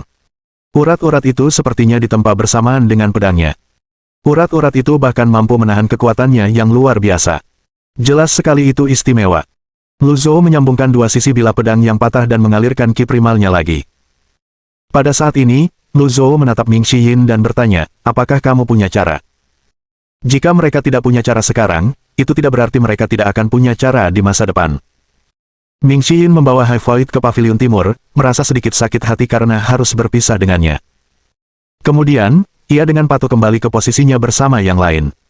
Yang kedelapan, kata Lu Zhou. Zhu Honggong membalikkan telapak tangannya, dan avatar teratai emas berdaun dua muncul di atas telapak tangannya. Yang lainnya mengangguk. Celakanya, Lu Zhou hanya mengelus jenggotnya dan berkata, 20 kali usapan dan 3 hari merenung di gua refleksi. Zhu Honggong.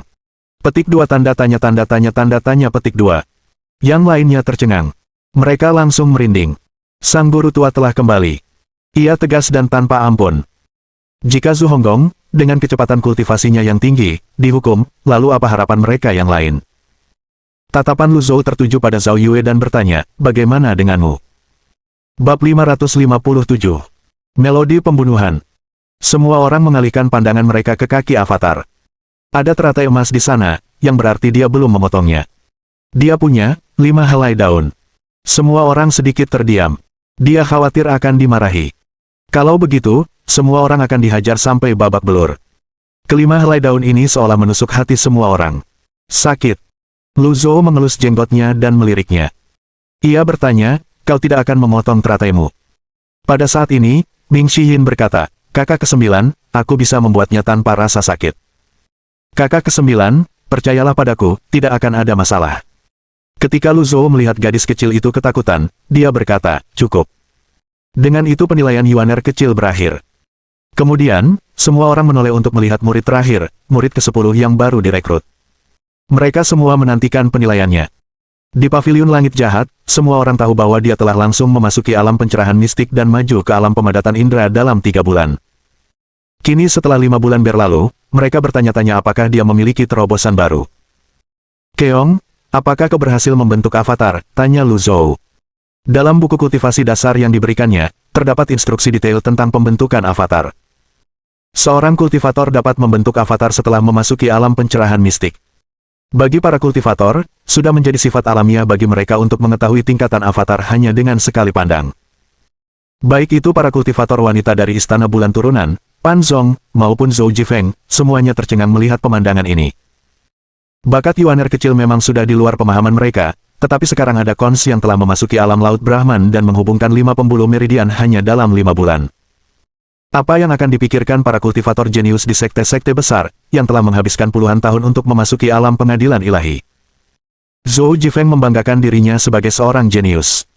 Awalnya, ia merasa sepenuhnya memenuhi syarat untuk menjadi murid Paviliun Langit Jahat. Ia adalah murid pertama Sekte Pedang Surgawi dan memiliki beberapa prestasi di bidang ilmu pedang. Mereka yang mencapai alam dewa baru lahir di usianya dianggap unggul. Ia ingat Lu Zhou pernah berkata bahwa ia pernah mengunjungi keluarga Jiang dan tertarik untuk merekrutnya karena ia memiliki fondasi yang kuat.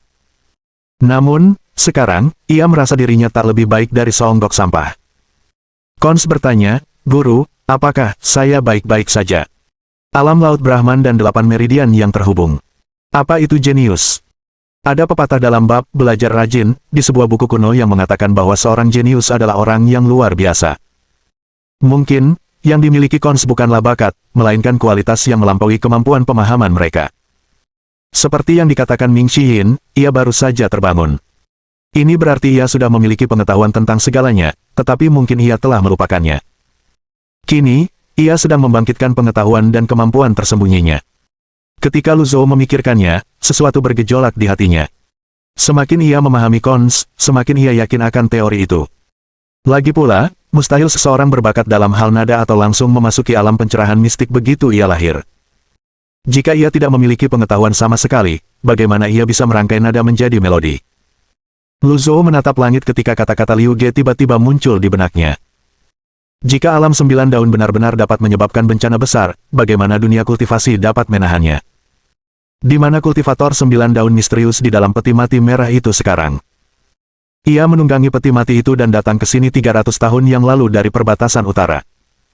Ia menjelajahi negeri-negeri suku lain, menetap di Yan Agung, dan meninggalkan pedang, kekosongan tinggi, rune, dan peti mati itu.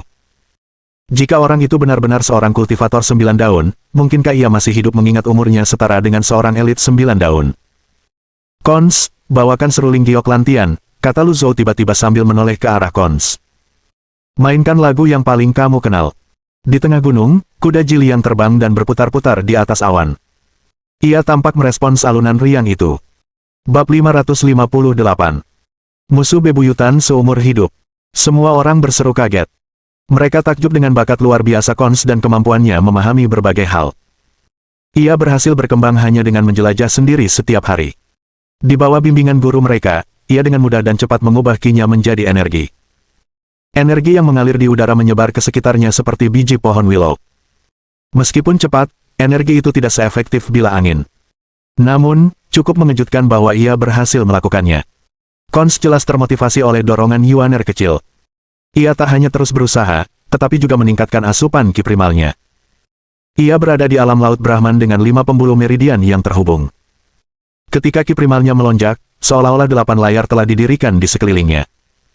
Melodinya meninggi dan terdengar lebih cepat. Bam, bam, bam. Ini pertama kalinya Lu Zhou melihat energi merah.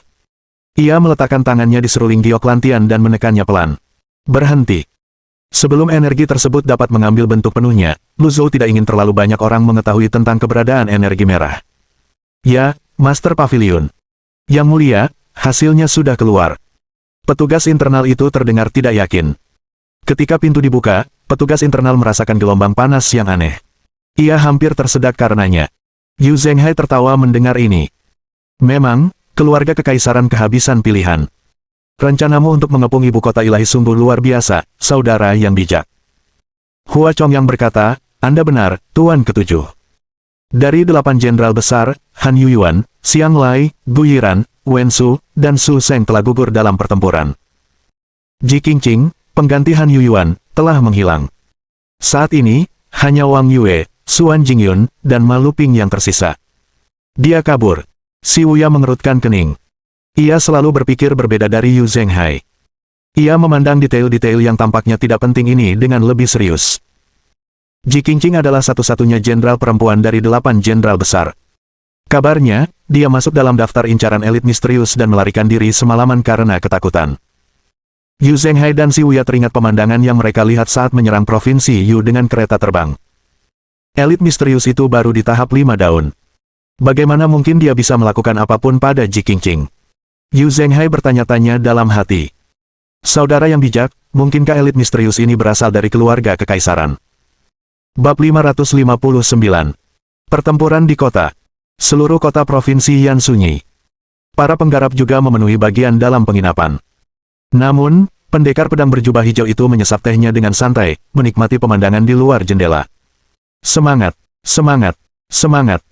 Ma Qing telah berkultivasi bersama kakak laki-lakinya, Ma Luping, sejak muda. Usia mereka hampir sama.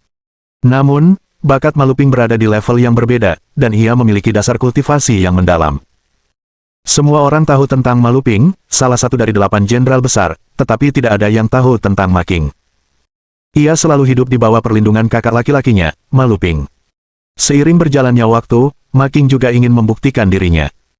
Hari ini, menjebak dan membunuh pedang iblis legendaris, Yu Sangrong, akan menjadi kesempatan besar baginya untuk membuktikan diri.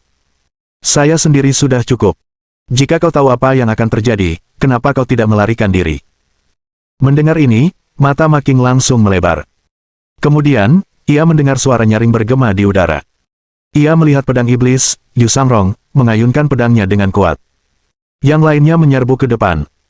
Ma Qing masih yakin akan kemenangannya, yakin bahwa serangan Yu Sangrong akan meleset, ketika penglihatannya mulai kabur.